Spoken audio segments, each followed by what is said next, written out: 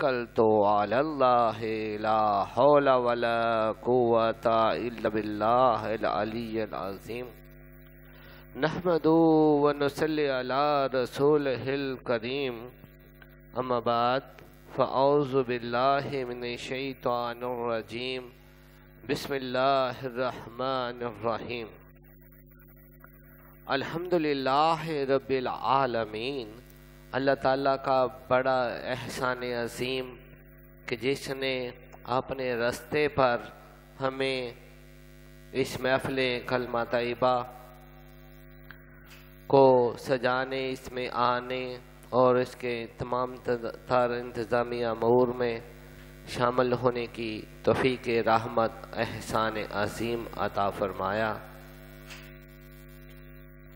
ماہ محرم الحرام رماداں ہے اور حضرت امام حسین رضی اللہ تعالی عنہ اور اصحاب کربلا کے حوالے سے مختصر پہلوؤں سے ذکر ہو رہا ہے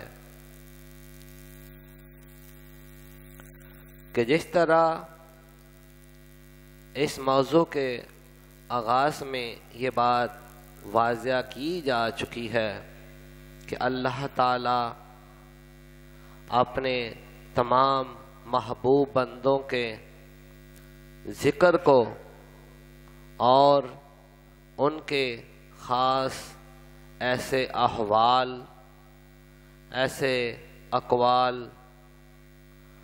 اور افعال و اعمال کو اس طرح سے یاد رکھتا ہے کہ عرش پر ملائکہ کی جماعت میں ان کا ذکر ہوتا ہے، زمانے، وقت اور ہر قسم کے تغیرات دنیا میں رونما ہو جائیں، لیکن اللہ تعالیٰ جب چاہتا ہے، جہاں چاہتا ہے، جس طرح چاہتا ہے اور جیسے بھی چاہتا ہے اپنے بندوں کے، اپنے محبوبوں کے ذکر کو ان کی محبوبیت کے سبب اور اپنی محبت کے سبب مخلوق کے سامنے ظاہر کرتا اور کرواتا ہے۔ یہ قرآن پاک اس چیز کا گواہ ہے کہ اللہ تعالیٰ نے ایسے ایسے انبیاء مرسلین اور ایسے ایسے اپنے محبوبوں کے احوال زندگی کو اس طرح سے بیان کیا ہے کہ کھول کھول کر، تاکہ ان کی عملی زندگی، اس زندگی میں پائے جانے والے اسباق، مقاصد کہ اللہ تعالیٰ جس نے اس کائنات کے تخلیق کے مقاصد میں ایک اپنی واضح پوری وضاحت کے ساتھ، تصدیق کے ساتھ یہ واضح کر دیا کہ اس کائنات کو اور پھر اس کائنات کا مجموعہ جتنی بھی تخلیقات، مخلوقات، ان مخلوقات میں اللہ تعالیٰ نے جن و انس کو خاص الخاص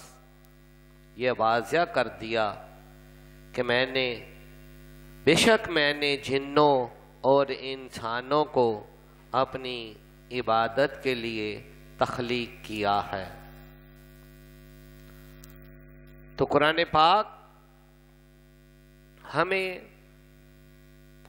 اللہ تعالیٰ کی صفات کی صورت میں علوم کا اور اللہ تعالیٰ کے محبوبوں کے اوپر اللہ تعالیٰ کے احکامات کا، ان احکامات پر عمل کرنے والے، ان کی اطاعت کرنے والے محبوبوں کا ذکر اور ان کے مخالفت کرنے والے ان کے دشمنوں کا ذکر، اللہ تعالیٰ کے محبوبوں کی دعوات کا ذکر، غرض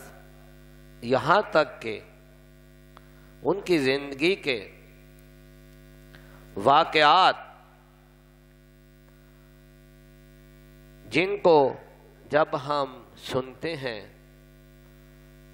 تو یہ انسانی فطرت میں یہ بات شامل ہے کہ گزرا ہوا کوئی بھی واقعہ جب لفظوں کی صورت میں بیان کیا جاتا ہے تو ہم اسے ایک واقعہ، ایک قصہ، ایک کہانی کا نام دیتے ہیں، لیکن ان واقعات کے اندر جو اللہ تعالیٰ نے اپنے محبوبوں کے حوالے سے ذکر کیا تو اسی ذکر میں جیسے کہ بات یہ واضح کی ہے کہ جب ہر کہانی، ہر واقعہ کا ایک سبق، پھر اس واقعہ کے واقعات، کردار، یہ سب ایسے پہلو ہیں کہ آج جیسا کہ کمیونیکیشن کا دور ہے، قرآن پاک جس طریقہ کار سے اپنے انبیاء مرسلین کے ذکر کو واضح کر رہا ہے لفظوں کی صورت میں، تو اسی حوالے سے جب ہم ان واقعات کو صرف ذکر کے اعتبار سے، کہانی کے اعتبار سے، کوئی ان واقعات کو ذکر کے پہلو سے لیتا ہے اور کوئی ان کی عملی زندگی کا ایک واقعہ یا ایک کہانی سمجھ کر اس کو پڑھتا ہے، کوئی اس میں سے سبق ڈھونڈتا ہے، کوئی اس میں سے علم ڈھونڈتا ہے، کوئی اس واقعہ کے اندر پائی جانے والی حکمتیں ڈھونڈتا ہے۔ تو لہذا جب ایسے بندوں کی جماعتیں کہ جو واقعات کے ظاہری پہلو پر، ظاہری کرداروں پر جو غور و فکر کریں گے، ان کے نزدیک اس واقعہ کی رودات اور لفظوں میں ہوگی، جو اس کے مقاصد پر غور کریں گے، جب ان سے اس واقعہ اور کہانی اور قصے کا خلاصہ سنا جائے گا تو زاویہ اور ہو جائے گا، جب اس کی حکمت کا، اس کے اندر پائے جانے والے اچھائی اور برائی، نصیحت اور وصیت اور حکمت اور طریقہ اور ایمان اور عقیدہ، یقین اور پہچان، اطمینان، نفع اور نقصان، نجات اور انجام،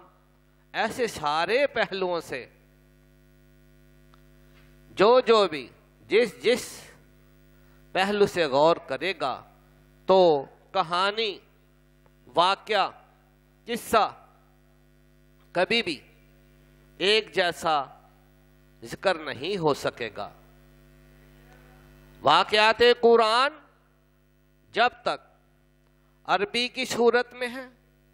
قرآن پاک کی آیات کی صورت میں ہے، اور کوئی عالم ہو، کوئی شیخ ہو، عام قرآن پاک کا پڑھنے والا مسلمان ہو، جو عربی کو پڑھ کر قرآن پاک میں لکھے ہوئے نیچے اردو ترجمہ، انگریزی ترجمہ یا کسی بھی زبان کے اندر جب وہ ترجمہ کو دیکھتا ہے تو اللہ تعالیٰ نے جس حفاظت کا ذکر کیا ہے وہ اللہ تعالیٰ نے واضح کر دیا کہ میں نے قرآن کو عربی زبان میں نازل کیا ہے، لہذا اس زبان کے اندر الحمد سے لے کے والناس تک جو ہے کوئی تبدیلی ممکنہ نہیں ہوگی۔ لیکن اب اس کے ترجمہ کرنے والے انہی واقعات، قرآن پاک کی آیات اور اس کے اندر پائے جانے والے احکامات اور ممنوعات، واقعات، علوم، حکمتوں کو جب دوسری زبانوں میں بیان کرتے ہیں تو لہذا بیان کرنے اور ان کو ٹرانسلیٹ کرنے، ان کا ترجمہ کرنے، ان کی وضاحت کرنے، ان کی آگے تفسیر بیان کرنے میں ذاتی تصورات، ذاتی تغیرات، ذاتی نظریات جب شامل ہو جاتے ہیں تو ممکنہ ہوتا ہے کہ واقعہ اپنی اصل حقیقت سے یا تو کچھ نہ کچھ تبدیل ہو جاتا ہے، یا جیسے کہ میں نے واضح کیا کہ یہ بات ذہن نشین رہے، یہ بات ذہن نشین رہے کہ ہر کوئی جو اللہ کے محبوبوں کے ایسے واقعات کو بیان کرتا ہے تو لہذا یہ بات واضح کر رہا ہوں کہ جو ظاہری پہلو سے دیکھے گا، جیسے ہم اس کی حقیقت میں پچھلی 2 نشستوں میں واضح کر چکا ہوں کہ ہم نے بھی واقعہ کربلا پر ہی ذکر کیا، لیکن چونکہ ہم نے ظاہری ترتیب پر، ظاہری ہونے والے ظلم و ستم پر جو ہے اس کی ترجمانی، اس کی تصویر کشی اس طریقہ سے نہیں کی کہ جس طرح واقعات کربلا کے ظاہر کو بیان کیا جاتا ہے، تو لہذا تصویر اور ہو جاتی ہے، روح اور ہو جاتا ہے، جذبہ اور ہو جاتا ہے۔ کہیں پر وہی واقعہ اپنی حکمت کے اعتبار سے، اپنے مختلف پہلوؤں کے اعتبار سے، آج کمیونیکیشن کا دور ہے، چھوٹی سی مثال جو کوئی میرا ہر ساتھی الیکٹرانک میڈیا کے حوالے سے کہ آج ہم سیٹلائٹ پر، ٹی وی چینلز پر میچز کو دیکھتے ہیں۔ اب کرکٹ کے میچ کے اندر اگر کوئی بیٹسمین آؤٹ ہوتا ہے، حالانکہ ظاہری نظر کے اعتبار سے امپائرز بھی ہوتے ہیں، بس اوقات یہ ہمیشہ کسی نہ کسی سیریز کے اندر کہ ہمیں پتہ چلتا ہے کہ امپائرز نے کئی جگہوں پر غلط فیصلے کیے ہیں، کیونکہ وہ نظر ظاہری سے ان کو دیکھتے ہیں۔ اسی طرح جب ایسے واقعات کو اسٹیڈیم کے اندر لگے ہوئے لیفٹ، رائٹ، آگے، پیچھے مختلف زاویوں کے کیمروں سے ہم ایکشن ریپلے میں دیکھتے ہیں تو رائٹ سے زاویہ اور ہوتا ہے، لیفٹ سے زاویہ اور ہوتا ہے، بیٹسمین کے پیچھے سے زاویہ اور ہے، بولر والی سائیڈ سے زاویہ اور ہے۔ اس لیے اب تھرڈ امپائر کی صورت میں الیکٹرانک میڈیا سے ہیلپ لی جاتی ہے اور ٹف ڈسائیڈ جو ہے وہ الیکٹرانک میڈیا اور تھرڈ امپائر سے کروایا جاتا ہے۔ تو اسی بات سے ہی، اس ایک چھوٹی سی دلیل سے ہی ہمیں سمجھ لینا چاہیے کہ ایک میچ کا واقعہ جو ہے جب اس کو مختلف زاویوں سے دیکھا جا رہا ہے اور دکھایا جا رہا ہے تو زاویے اور ہیں، ظاہری نظر سے زاویہ اور ہے، اور کیمرے کی جو مخصوص نظر نے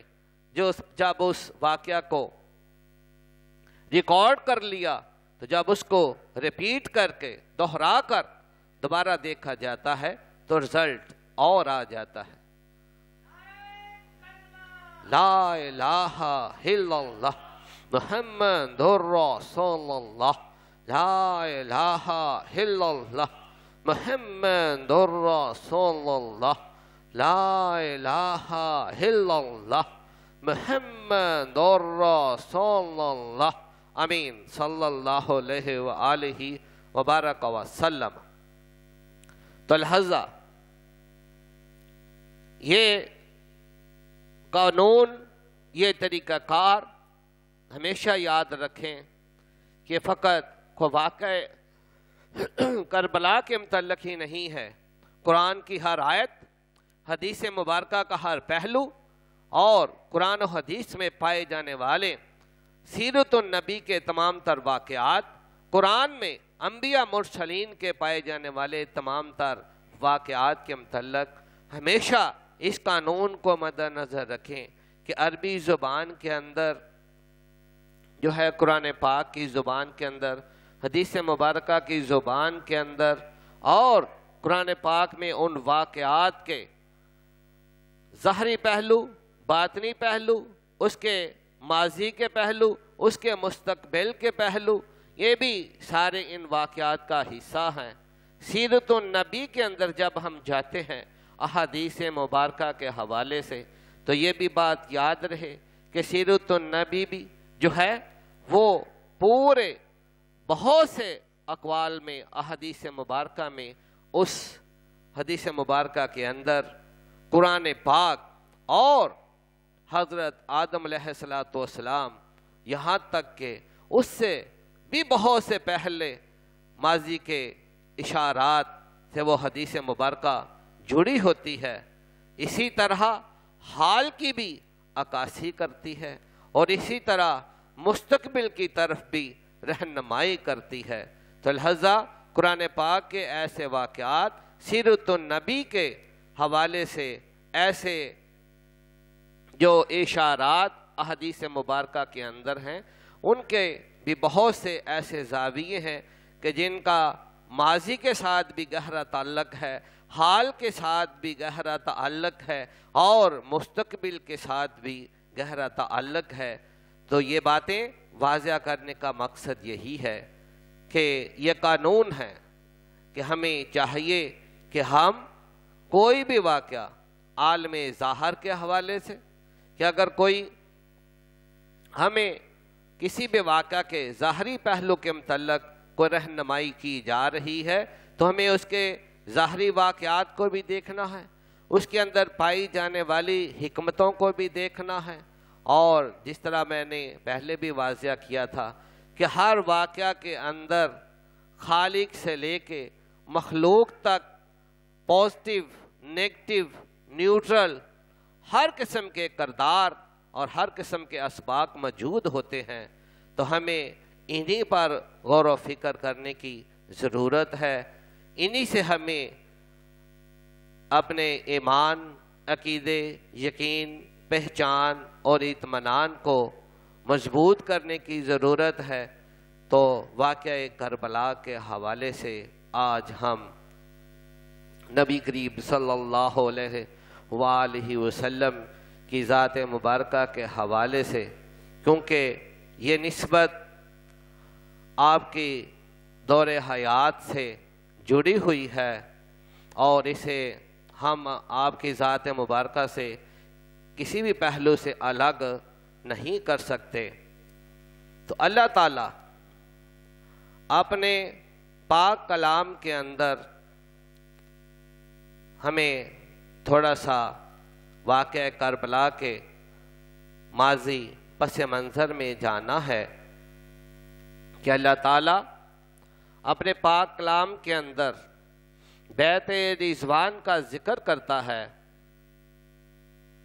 بیت رضوان کا جو پس منظر ہے کہ نبی کریم صلی اللہ علیہ وآلہ وسلم اپنے اصحابہ کے ساتھ عمرہ کے لیے تشریف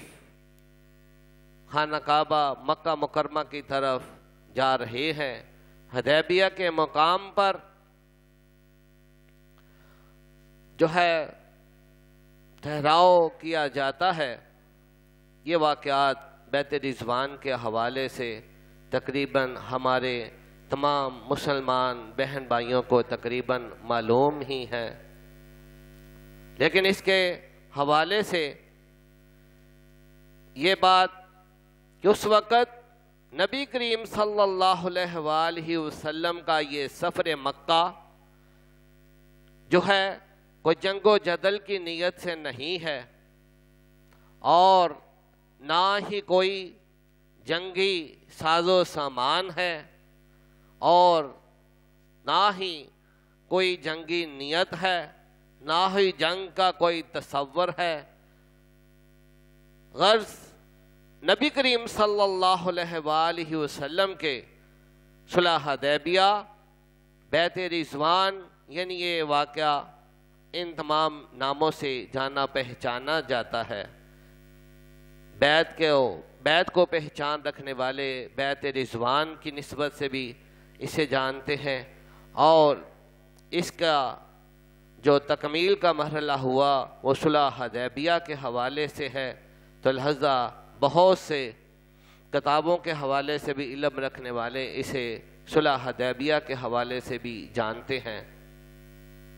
تو نبی کریم صلی اللہ علیہ وآلہ وسلم کہ جن کا سفر مبارک عمرہ کی نیت سے ہے، آپ کے صحاب آپ کے اعتبار میں ہیں، اور کوئی جنگی ساز و سامان اور نہ ہی کوئی جنگ کی نیت ہے۔ یہ بات اس واقعہ کے اندر، اس سفر کے اندر ذہن نشین رہے۔ خاص نقطہ ہے کہ جنگ کی کوئی نیت نہیں ہے، تصور جنگ بھی نہیں، نیت جنگ بھی نہیں، اور ساز و سامان جنگ بھی نہیں ہے۔ اب جب حضرت عثمان غنی رضی اللہ تعالیٰ عنہ کو اہل مکہ کے پاس عمرے کے پیغام کے حوالے سے بھیجا جاتا ہے، مختصراً حضرت عثمان غنی رضی اللہ تعالیٰ عنہ کی جو ہے ایک افواہ کی صورت میں شہادت کی خبر ملتی ہے، تو نبی کریم صلی اللہ علیہ وآلہ وسلم اس صحابہ کے جذبہ محبت و عقیدت کے حوالے سے جب اس خبر کا مرحلہ اس نبی کریم صلی اللہ علیہ وآلہ وسلم اور آپ کی جماعت تک پہنچتا ہے، تو لہذا فوراً یہاں پر مزید غور رہے کہ اس شہادت کے حوالے سے کہ حضرت عثمان غنی رضی اللہ تعالیٰ عنہ جو نبی کریم صلی اللہ علیہ وآلہ وسلم اور آپ کی جماعت کی طرف سے بحیثیت ایک سفیر بھیجے گئے، تو اہل مکہ کی طرف سے جب اس افواہ کو آپ تک پہنچایا گیا، تو لہذا اس کے نتیجے میں نبی کریم صلی اللہ علیہ وآلہ وسلم یہ اصل میں ایک صحابہ کے ایمان، یقین اور عقیدے کی پہچان کا مرحلہ ہے کہ اللہ تعالیٰ اپنے محبوب کریم صلی اللہ علیہ وآلہ وسلم کے جو ہے اصحاب کو، اطاعت کرنے والوں کو جو ہے وہ پرکھ رہا ہے، آزما رہا ہے، آزمائش کا مرحلہ ان تک پہنچا رہا ہے، اور اس کے حوالے سے ہی حضرت عثمان غنی رضی اللہ تعالیٰ عنہ کی شہادت کے حوالے سے یہ حجاب رکھ رہا ہے کہ جب یہ شہادت کی خبر پہنچتی ہے تو آپ کے صحابہ اسی وقت نبی کریم صلی اللہ علیہ وآلہ وسلم کی بارگاہ میں بیعت کے حوالے سے جو ہے وہ حاضر ہو جاتے ہیں کہ اللہ کے محبوب صلی اللہ علیہ وآلہ وسلم کہ اگرچہ ہم جنگ کی نیت سے نہیں آئے ہیں، لیکن اگر حضرت عثمان غنی رضی اللہ تعالیٰ عنہ کو شہید کر دیا گیا ہے تو ہم اہل مکہ کے ساتھ جو ہے وہ اس کا بدلہ بھی لیں گے، اور اس کے حوالے سے ہم جنگ کے لیے تیار ہیں، اور یہاں تک کہ آپ ہمیں بے شک ہمارے پاس جنگ کا ساز و سامان اور سارے اسباب و ذرائع نہیں ہے، لیکن آپ ہمیں جو ہے موسیٰ علیہ السلام کی قوم کی طرح کہ جنہوں نے اپنے نبی کو تنہا چھوڑ دیا تھا، کس وجہ سے، یہ بات بھی ہم آگے نشستوں میں جب انبیاء مرسلین کے واقعات کے حوالے سے ہم گفتگو کریں گے تو اس میں یہ پہلو اسپیشلی تفصیل کے ساتھ ڈسکس کیا جائے گا، لیکن چونکہ قرآن میں یہ واقعات بیان کیے جا چکے تھے کہ حضرت موسیٰ علیہ السلام نے کس طرح سے اپنی قوم کو فرعون سے نجات دلوائی، کیسے کیسے معجزات الہیہ کی مدد کے ساتھ جو ہے فرعون اور اس کے لشکر سے جو ہے موسیٰ علیہ السلام نے بنی اسرائیل کو نجات بھی دلوائی، اور اس کے ساتھ ساتھ بے انتہا جو ہے انعامات معجزات کی صورت میں سلسلہ در سلسلہ جب ہم ان معجزات کو دیکھتے اور سنتے ہیں اور ان کا تصور کرتے ہیں کہ ایسے لگتا ہے کہ جیسے کوئی دن، کوئی ہفتہ، کوئی مہینہ ایسا نہیں کہ جس میں حضرت موسیٰ علیہ السلام اللہ تعالیٰ سے اپنی قوم کے لیے معجزات کی صورت میں انعامات طلب کرتے ہوئے کہیں نظر نہ آتے ہوں، بلکہ ہر مرحلہ پر جو ہے جب ان معجزات کا ایک عملی زندگی میں تصور کیا جاتا ہے تو یہ تسلسل جڑا ہوا نظر آتا ہے کہ ہر معجزے کے بعد ایک دوسرا معجزہ، ہر طلب کے بعد ایک دوسری طلب، اور اتنی طلبیں پوری ہونے اور اتنے معجزات کو دیکھ لینے کے بعد جو ہے یہ بات واضح ہوئی کہ جب ان کے لیے ملک شام کے حوالے سے عطا کرنے کا خود انہی کی درخواست پر جب ذکر کیا گیا تو الحضرت موسیٰ علیہ السلام جب اپنی قوم کے ساتھ اس طرف سفر اختیار کرتے ہیں تو ان کی قوم نے ساتھ نہیں دیا کہ اے موسیٰ کہ یہاں پر بھی تو اپنے رب کے بارگاہ سے معجزات کی صورت میں، حالانکہ وہ معجزہ پہلے ہی رونما ہو چکا تھا کہ موسیٰ علیہ السلام نے جو دعا طلب کی تو اللہ تعالیٰ اس دعا کی صورت میں جو ہے ملک شام عطا کر چکا تھا، لیکن آپ کے قوم کی سستی اور خطا کے سبب جو ہے ان کے لیے 40 برس تک جو ہے یہ نعمت جو ہے ممنوع قرار دے دی گئی۔ تو لہذا اسی حوالے سے نبی کریم صلی اللہ علیہ وآلہ وسلم کے صحاب نے جو ہے آپ نے سر تپا پورے وجود ظاہریہ، پورے وجود باطنیہ، پورے اطمینان قلبیہ، پورے ایمان، یقین، پہچان اور اطمینان کے ساتھ جو ہے بیعت رضوان کی صورت میں اپنے ہاتھ نبی کریم صلی اللہ علیہ وآلہ وسلم کی بارگاہ میں پیش کر دیے کہ یہ ہمارے ہاتھ ہمارے ظاہر کے نمائندے ہیں، ہمارے باطن کے نمائندے ہیں، کہ ہم اپنے ظاہر و باطن سے اپنے ہاتھوں کو نمائندہ بنا کر آپ کی ذات مبارکہ کے ساتھ عہد وفاداری، عہد بیعت جو ہے وہ کرتے ہیں کہ ہم ہر صورت میں، ہر طریقے سے، ہر وقت جس طرح سے بھی آپ کی طرف سے حکم ہوگا کہ ہم اپنی جانوں کو قربان کر دیں گے، تو لہذا ہم آپ کی ذات مبارکہ کے ساتھ جو ہے اپنے آپ کو جو عہد بیعت کی صورت میں، اس عہد کی صورت میں ہے وہ بیعت کرتے ہیں، جس کا ہم اردو میں ترجمہ فروخت کر دینا، سپرد کر دینا، مکمل سرتپا جو ہے عطایت اختیار کر لینا، یہ مختلف پہلو اس کے مفہوم میں آتے ہیں۔ تو لہذا اللہ تعالیٰ نے اپنے حبیب کریم صلی اللہ علیہ وآلہ وسلم اور آپ کے اصحاب کے اس محبت برے عمل کو، اس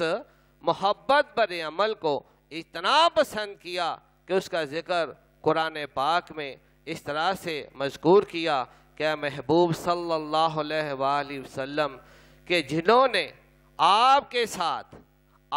ساتھ جو ہے یہ بیعت کی ہے، اصل میں انہوں نے اللہ کے ساتھ بیعت کی ہے۔ اب یہاں پر نبی کریم صلی اللہ علیہ وآلہ وسلم کی پوری ذات کا ذکر ہے، اور ظاہری حوالے سے دیکھیں تو وہاں پر بیعت رضوان کے وقت جو ہے آیات بعد میں نازل ہوئی ہیں، واقعہ پہلے ہوا ہے، تو لہذا اللہ تعالیٰ اس واقعہ کو بیان کرتے ہوئے یہ واضح کر رہا ہے وہاں کے تصویر کشی۔ اللہ تعالیٰ جو خود فرما رہا ہے کہ اے محبوب صلی اللہ علیہ وآلہ وسلم کہ جنہوں نے آپ کے ساتھ بیعت کی ہے، اصل میں انہوں نے اللہ کے ساتھ بیعت کی ہے۔ تو اللہ نے واضح کر دیا اس صحابہ کے لیے محبوب صلی اللہ علیہ وآلہ وسلم کی ذات مبارکہ کے حوالے سے، تو یہ بات کیونکہ آپ اللہ کے رسول ہیں، محمد الرسول اللہ ہیں، تو لہذا یہ بات بھی واضح کرتی ہے کہ نبی کریم صلی اللہ علیہ وآلہ وسلم کا ہر قول فعل عمل جو ہے وہ اللہ کی طرف سے ہے، کیونکہ آپ اللہ کی طرف سے بھیجے گئے ہیں، اور جو ہستی اللہ کی طرف سے بھیجی جائے اس کا کوئی قول فعل عمل بھی اس کی اپنی ذات کے لیے نہیں، کیوں کہ سر تپا ایسی ہستی ایسی ذات کا ایک ایک ذرہ ظاہر اور ایک ایک ذرہ باطن جو ہے وہ اللہ کی طرف سے بھیجا گیا ہے۔ تو لہذا جو ہستی اللہ کی طرف سے مقرر کی جائے بھیجی جائے، تو لہذا اللہ تعالیٰ یہ پورے کا پورا جہاں اپنے حبیب کریم صلی اللہ علیہ وآلہ وسلم کی پوری ذات کا ذکر کر رہا ہے کہ محبوب جنہوں نے آپ کے ساتھ آپ کے پورے وجود کے ساتھ اپنے پورے وجود کے ساتھ اپنی پوری ذات کے ساتھ آپ کی پوری ذات کے ساتھ جو ہے وہ عہد بیعت کیا ہے، اپنے آپ کو آپ کی بارگاہ میں بیعت کی صورت میں پیش کر دیا ہے، سپرد کر دیا ہے، تو اصل میں انہوں نے جو ہے یہ عمل اللہ کے ساتھ اللہ کی پوری ذات کے ساتھ اللہ کے پورے نور کے ساتھ جو ہے یہ اپنے آپ کو بیعت کیا ہے۔ تو یہاں پر یہ بات واضح رہے کہ اللہ نے اپنے محبوب صلی اللہ علیہ وآلہ وسلم کی بھی پوری ذات کا تصور پیش کیا ہے، اور خود یہاں تک کہ اپنی بھی پوری کی پوری ذات کا جو ہے وہ تصور جو ہے وہ پیش کیا ہے۔ اس کے بعد اللہ تعالیٰ بیعت کے حوالے سے مزید ہمیشہ کے لیے ایک نشاندہی کے طور پر، ایک تصویر کشی کے طور پر، جو ہے ایک مثل کے طور پر کہ اللہ تعالیٰ اپنے پاک کلام کے اندر بار بار یہ ہمیں بتاتا ہے کہ اللہ تعالیٰ جو مثالیں بیان کرتا ہے وہ اس لیے بیان کرتا ہے کہ لوگ فقط لفظوں پہ نہ رہیں، کہ اگر وہ ان لفظوں کے سامنے کوئی مثل بھی چاہتے ہیں تو اللہ تعالیٰ اگرچہ لا مثل ہے، اس کی کوئی مثل نہیں، لیکن اللہ تعالیٰ جو ہے وہ انسانوں کے سمجھانے کے لیے ایسی مثل بیان کرتا ہے تاکہ انسان جو ہے لفظوں کے بعد جو ہے اگر عمل میں بھی اس کا تصور کرنا چاہیں، اس کو سوچنا چاہیں، اس کا کوئی تخیل، اس کا کوئی خیال، اس کا کوئی تصور، اس کی کوئی طریقت کے اندر اس کا کوئی وجود اور اس کی کوئی حقیقت مشاہدہ میں دیکھنا چاہیں، عالم ظاہر میں چاہے تصور کریں یا عالم باطن میں ڈھونڈنا چاہیں، تو اللہ تعالیٰ نے بیعت کے اس عمل کو جو ہے وہ ایک عملی تصویر کی صورت میں بھی مزید آگے واضح کر دیا کہ ان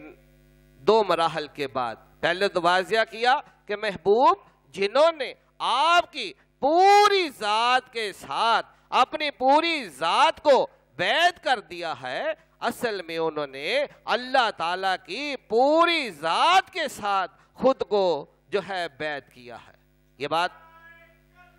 لا الہ الا اللہ محمد رسول اللہ، لا الہ الا اللہ محمد رسول اللہ، لا الہ الا اللہ محمد رسول اللہ، آمین صلی اللہ علیہ وآلہ وبارک وسلم۔ تو لہذا اللہ تعالیٰ نے پہلے مرحلے کا ذکر کیا جو حقیقت میں جو وہاں کا ایک اوریجنل حقیقی منظر تھا، پہلے اس کو واضح کیا کہ محبوب، کیونکہ اللہ کے محبوب صلی اللہ علیہ وآلہ وسلم کی ذات مبارکہ اس بیت رضوان میں جو ہے صحابہ کے سامنے موجود ہے، تو لہذا اللہ تعالیٰ نے اپنے محبوب صلی اللہ علیہ وآلہ وسلم کی ذات مبارکہ کے تصور کو پہلے واضح کیا۔ یہ میں بار بار بات اس لیے دہرا رہا ہوں کہ اس کے پورے مرحلے کو بہت غور کرنے کی ضرورت ہے۔ واقعہ کربلا کا بھی اس کے ساتھ ایک بہت گہرا تعلق ہے۔ یہ مرحلہ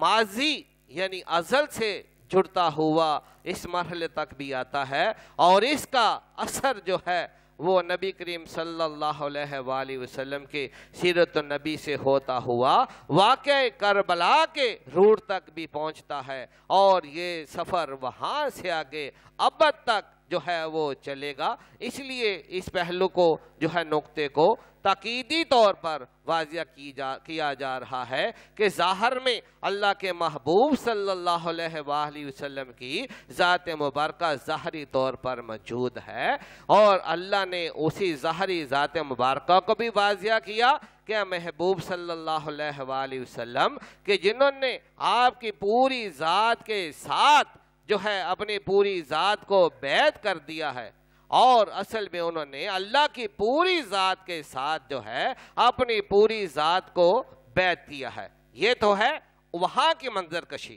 جہاں پر بیعت رضوان ہو رہی ہے، جہاں پر بیعت رضوان ہوئی۔ اب آگے کی منظر کشی، آگے کا تصور لفظوں کے اعتبار سے بھی، مثل کے اعتبار سے بھی، پہلے بھی اللہ تعالیٰ نے لفظوں کے اعتبار سے بھی واضح کر دیا اور مثل کے اعتبار سے بھی واضح کر دیا کہ جو ہے پہلے جو بیعت کا مرحلہ ہو رہا ہے کہ وہاں پر اللہ کے محبوب صلی اللہ علیہ وآلہ وسلم موجود ہیں، اور یہ صحابہ جو ہیں وہ موجود ہیں، تو لہذا اس صحابہ کی پوری ذات جو ہے وہ نبی کریم صلی اللہ علیہ وآلہ وسلم کی پوری ذات کے ساتھ جو ہے وہ عہد بیعت کر رہی ہے۔ تو اللہ تعالیٰ نے واضح کر دیا کہ اصل میں جو ہے یہ اللہ کی پوری ذات کے ساتھ جو ہے یہ بیعت کی جا رہی ہے۔ تو وہاں پر اللہ تعالیٰ نے اپنی موجودگی نبی کریم صلی اللہ علیہ وآلہ وسلم کی ذات مبارکہ کے مثل کے حوالے سے کہ جو یہ حقیقت میں ہے کہ یہ حقیقت میں عہد جو میرے رسول کے ساتھ ہے، میرے بھیجے ہوئے رسول کے ساتھ ہے، جو میری طرف سے بھیجا گیا ہے، جو پورے کا پورا میرا ہے، جو پورے کا پورا میری طرف سے بھیجا گیا ہے، تو یاد رہے کہ میرے محبوب کے ساتھ کیا گیا ہر قول فعل عمل جو ہے وہ چاہے صحابہ کی طرف سے ہو تو بھی وہ میرے ساتھ اٹیچ ہے۔ یہ غور طلب نکتہ ہے کہ اللہ کا کلام نازل ہو، محبوب کی زبان صلی اللہ علیہ وسلم کی زبان اقدس سے حدیث مبارکہ ہو، یا آپ کی زندگی کا کوئی بھی قول فعل عمل واقعہ ہو، تو وہ کس سے منسوب ہے؟ اللہ کے ساتھ۔ کس کے ساتھ منسوب ہے؟ اللہ کے ساتھ، کہ کلام وحی ہو رہی ہے اللہ کی طرف سے، آپ کی ذات مبارکہ کو بھیجا جا رہا ہے اللہ کی طرف سے، قرآن اللہ کی طرف سے، جبریل اللہ کی طرف سے، آپ پیغام دے رہے ہیں اللہ کا، آپ توحید کس کی بیان کر رہے ہیں؟ اللہ کی۔ بھئی رسالت بھی کس کی بیان کر رہے ہیں؟ رسالت بھی اللہ کی، کہ میں خود ساختہ رسول نہیں ہوں، محمد الرسول اللہ، اللہ کی طرف سے بھیجا گیا رسول ہوں، اللہ کی طرف سے، میں کوئی ذاتی رسول نہیں ہوں، اللہ کی طرف سے بھیجا گیا رسول ہوں۔ میرا بھیجا جانا جو ہے یہ اللہ کی طرف سے ہے. تو اسی لیے یہ تو ہے اللہ کی طرف سے کہ اللہ نے بحیثیت رسول بھیجا, قرآن اللہ کی طرف سے آیا, جبریل اللہ کی طرف سے آئے, الفاظ اللہ کی طرف سے آئے, واقعات اللہ کی طرف سے آئے. قرآن پاک کا ہر ایک ایک حرف جو ہے وہ اللہ کی طرف سے آیا. پھر آپ کی ذات مبارکہ سے جو واقعات اور احادیث ہیں, یہ بھی بات یہاں پر غور جو ہے طلب بھی ہے, اور غور بھی رکھیں اس نقطے پر. جب میں تاکید کرتا ہوں تو اس نقطے کو اپنے ذہن میں تھوڑا سا مضبوطی سے اس پر ذہن کو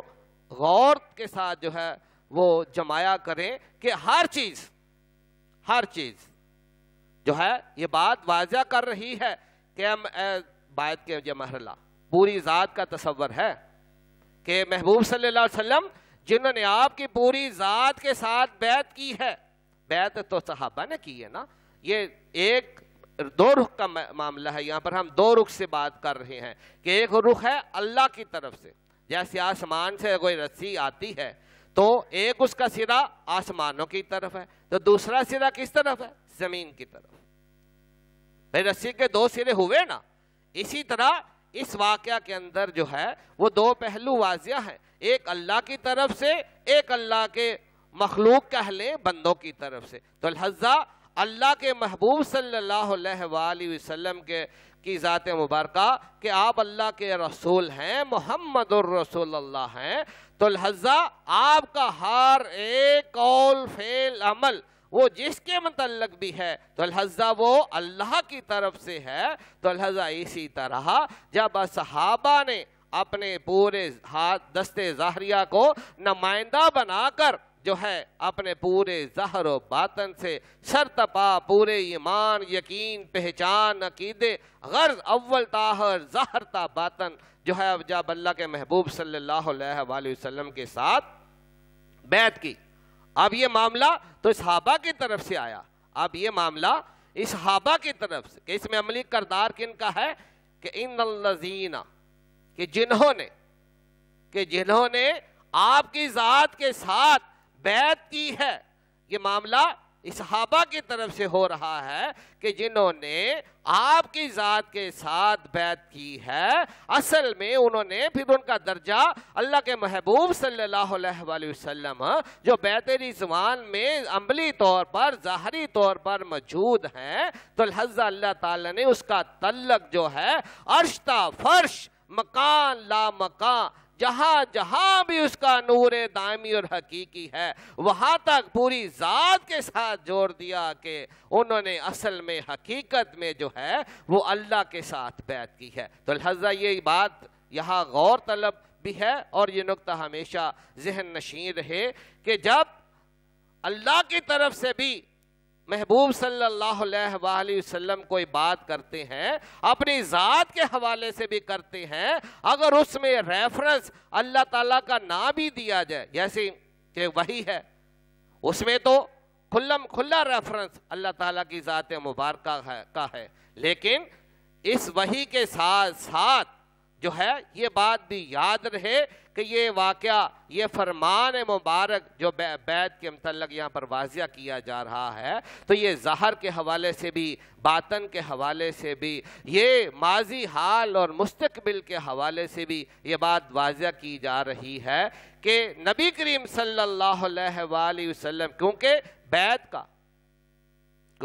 کا نہ تو قرآن پاک میں پہلے کو حکم نازل ہوا کہ آپ اے محبوب صلی اللہ علیہ وآلہ وسلم کے صحابہ کو حکم دیں, اللہ کی طرف سے کوئی وحی نازل نہیں ہوئی ہے کہ اللہ کی طرف سے وحی نازل ہوئی ہو کہ جس کو قرآن پاک کی صورت میں اللہ کے محبوب صلی اللہ علیہ وسلم نے وحی کی صورت میں اگر بات بیان کی ہوتی تو معاملہ پھر اللہ کی طرف سے ہوتا, لیکن اللہ نے یہاں پر یہ بات واقعات میں بھی یہی ہے اور جو قرآن پاک نے بھی تصدیق کی ہے وہ یہی ہے کہ اس واقعہ کے بعد جو ہے یہ آیات جو ہے, آیات کا مضمون بھی یہی واضح کر رہا ہے کہ اے محبوب صلی اللہ علیہ وآلہ وسلم جنہوں نے صحابہ نے جو ہے آپ کی پوری ذات کے ساتھ بیعت کی ہے, انہوں نے اصل میں اللہ کی پوری ذات کے ساتھ بیعت کی ہے. تو لہذا یہ یہاں پر ایک جو غور طلب نقطہ جو میں بار بار دہرا رہا ہوں، یہ اہل شریعت کے لیے، اہل طریقت کے لیے اور کربلا کی حقیقت کے لیے، اور آئندہ ایسے اہل ایمان کے ساتھ ہونے والے واقعات کے ایمان و عقیدے کی حقیقت کے لیے بھی یہ بات یاد رہے کہ اللہ کے محبوب صلی اللہ علیہ وآلہ وسلم کی ذات مبارکہ کا کوئی قول، فعل، عمل، چاہے وہ قرآن کے حوالے سے ہو، چاہے اس میں قرآن کا حوالہ اگر نہ بھی آئے، نبی کریم صلی اللہ علیہ وآلہ وسلم کی زبان مبارکہ کا وہ عمل ہو یا آپ کی ذات مبارکہ کا عمل ہو کہ حضرت آپ اگر بیعت جو ہے ظاہری طور پر، غور طلب، ظاہری طور پر نبی کریم صلی اللہ علیہ وآلہ وسلم کے دست اقدس پر موجود کون ہے؟ ظاہری طور پر محبوب صلی اللہ علیہ وآلہ وسلم کی ذات مبارکہ۔ اب اللہ تعالیٰ یہاں پر واضح کر رہا ہے کہ یہ اصل میں تو میری ذات کے ساتھ ہے۔ تو لہذا یہاں پر یہ بات تھوڑا سا سوال واقعہ کربلا کے ساتھ اٹیچ کرتے ہوئے کہ جب اصحابہ اللہ کے محبوب صلی اللہ علیہ وآلہ وسلم کے دست اقدس پر بیعت کریں تو وہ بیعت کس کے ساتھ ہو؟ اللہ کی ذات کے ساتھ، ذات ہو اللہ کے محمد صلی اللہ علیہ وآلہ وسلم کی، تو اللہ کہے یہ میری ذات کے ساتھ بیعت ہے، تو حضرت امام حسن و حسین رضی اللہ تعالیٰ عنہ وہی ہاتھ پکڑ کر اسی جسم کے کندھوں پہ سوار ہو کر اسی آغوش میں جب بیٹھے تو پھر تعلق کس کے ساتھ جڑے گا؟ ہاں، عقل کے پہلوؤں پر دیکھیں، حقیقت کے پہلو پر دیکھیں، محبت کے پہلو پر دیکھیں کہ بیعت کا مرحلہ ہے، ہاتھ، صحابہ ہاتھ کو ٹچ کر رہے ہیں، ہاتھ کو پکڑ رہے ہیں اور اسی حوالے سے جو ہے اپنے آپ کو بیعت کر رہے ہیں، پوری ذات کو پیش کر رہے ہیں، اور اللہ کے محبوب صلی اللہ علیہ وآلہ وسلم کے حوالے سے اللہ تعالیٰ بیان کر رہا ہے کہ محبوب جنہوں نے آپ کی ذات مبارکہ کے ساتھ بیعت کی ہے، عہد کیا ہے، انہوں نے اصل میں اللہ کی پوری ذات کے ساتھ جو ہے یہ بیعت کا عہد کیا ہے۔ تو لہذا وہی وجود ہے، وہی محمد الرسول اللہ صلی اللہ علیہ وآلہ وسلم کی ذات مبارکہ ہے۔ اسی بیعت کے، اس صلح حدیبیہ کے اور بیعت رضوان کے واقعات کے بعد میں جب آپ دیکھیں تو حضرت امام حسن و حسین رضی اللہ تعالیٰ عنہ جو ہیں، اسی وجود ظاہریہ، جو آپ عالم باطن کی بات تو طریقت کے پہلو تو پردوں کے اندر ہوتے ہیں، لیکن ظاہر کے حوالے سے ہی کہ اللہ تعالیٰ نے تو یہاں پر ظاہر کی بات ہی کی کہ نبی کریم صلی اللہ علیہ وآلہ وسلم ہے، صحابہ ہیں، صحابہ کے ایک عمل کو جو بیعت کی صورت میں ہے تو اللہ تعالیٰ نے کہا کہ محبوب صلی اللہ علیہ وسلم ان کا یہ عمل جو انہوں نے آپ کے ساتھ کیا ہے اصل میں انہوں نے اللہ کے ساتھ کیا ہے۔ تو لہذا پھر حضرت امام حسن حسین کی جو محبتیں ہیں، حضرت امام حسن حسین کی جو قربتیں ہیں، جو صحابہ کی بڑی گواہیوں کے ساتھ کہ کہیں پر وہ گواہی چادر کے اندر بھی ہمیں ملتی ہے، کہیں پر وہ گواہی جو ہے نبی کریم صلی اللہ علیہ وسلم کی آغوش کی صورت میں بھی ملتی ہے، کہیں پر وہ گواہی نبی کریم صلی اللہ علیہ وآلہ وسلم کے نماز پڑھتے ہوئے آپ کی پشت مبارک پر بھی جو ہے وہ کھیلنے کی صورت میں، بیٹھ جانے کی صورت میں بھی ملتی ہے۔ غرض کیا یہ قربتیں جو اللہ کے محبوب صلی اللہ علیہ وآلہ وسلم کے اسی وجود اقدس کے جو بیعت رضوان میں موجود ہمیں نظر آتا ہے، وجود وہی ہے، محبوب وہی ہے، محمد الرسول اللہ، کیونکہ اللہ کے محبوب کی رسالت کو جز وقتی نہیں کہ وہ بیعت رضوان میں صحابہ کے ساتھ ہیں، تو محمد الرسول اللہ ہیں۔ آپ گھر میں ہو، باہر ہو، جو آپ کسی بھی جگہ پر جہاں پر موجود ہیں، کیا ہے؟ محمد الرسول اللہ، لا الہ الا اللہ، محمد الرسول اللہ، لا الہ الا اللہ، محمد الرسول اللہ، لا الہ الا اللہ، محمد الرسول اللہ۔ آمین صلی اللہ علیہ وآلہ وبارک وسلم۔ تو نقطہ کہ محمد الرسول اللہ صلی اللہ علیہ وآلہ وسلم ہر جگہ پر اللہ کے رسول ہیں۔ وہ اپنے بستر میں ہو تب بھی محمد الرسول اللہ ہیں، وہ آرام فرما رہے ہو مزمل کی صورت میں تو تب بھی وہ یا ایھا المزمل محمد الرسول اللہ کی صورت میں ہے۔ ان کو اللہ تعالیٰ یا ایھا المدثر کہے تب بھی وہ محمد الرسول اللہ صلی اللہ علیہ وآلہ وسلم ہے۔ وہ بیت رضوان میں ہے تو تب بھی محمد الرسول اللہ صلی اللہ علیہ وآلہ وسلم ہے۔ وہ ابتدائے آغاز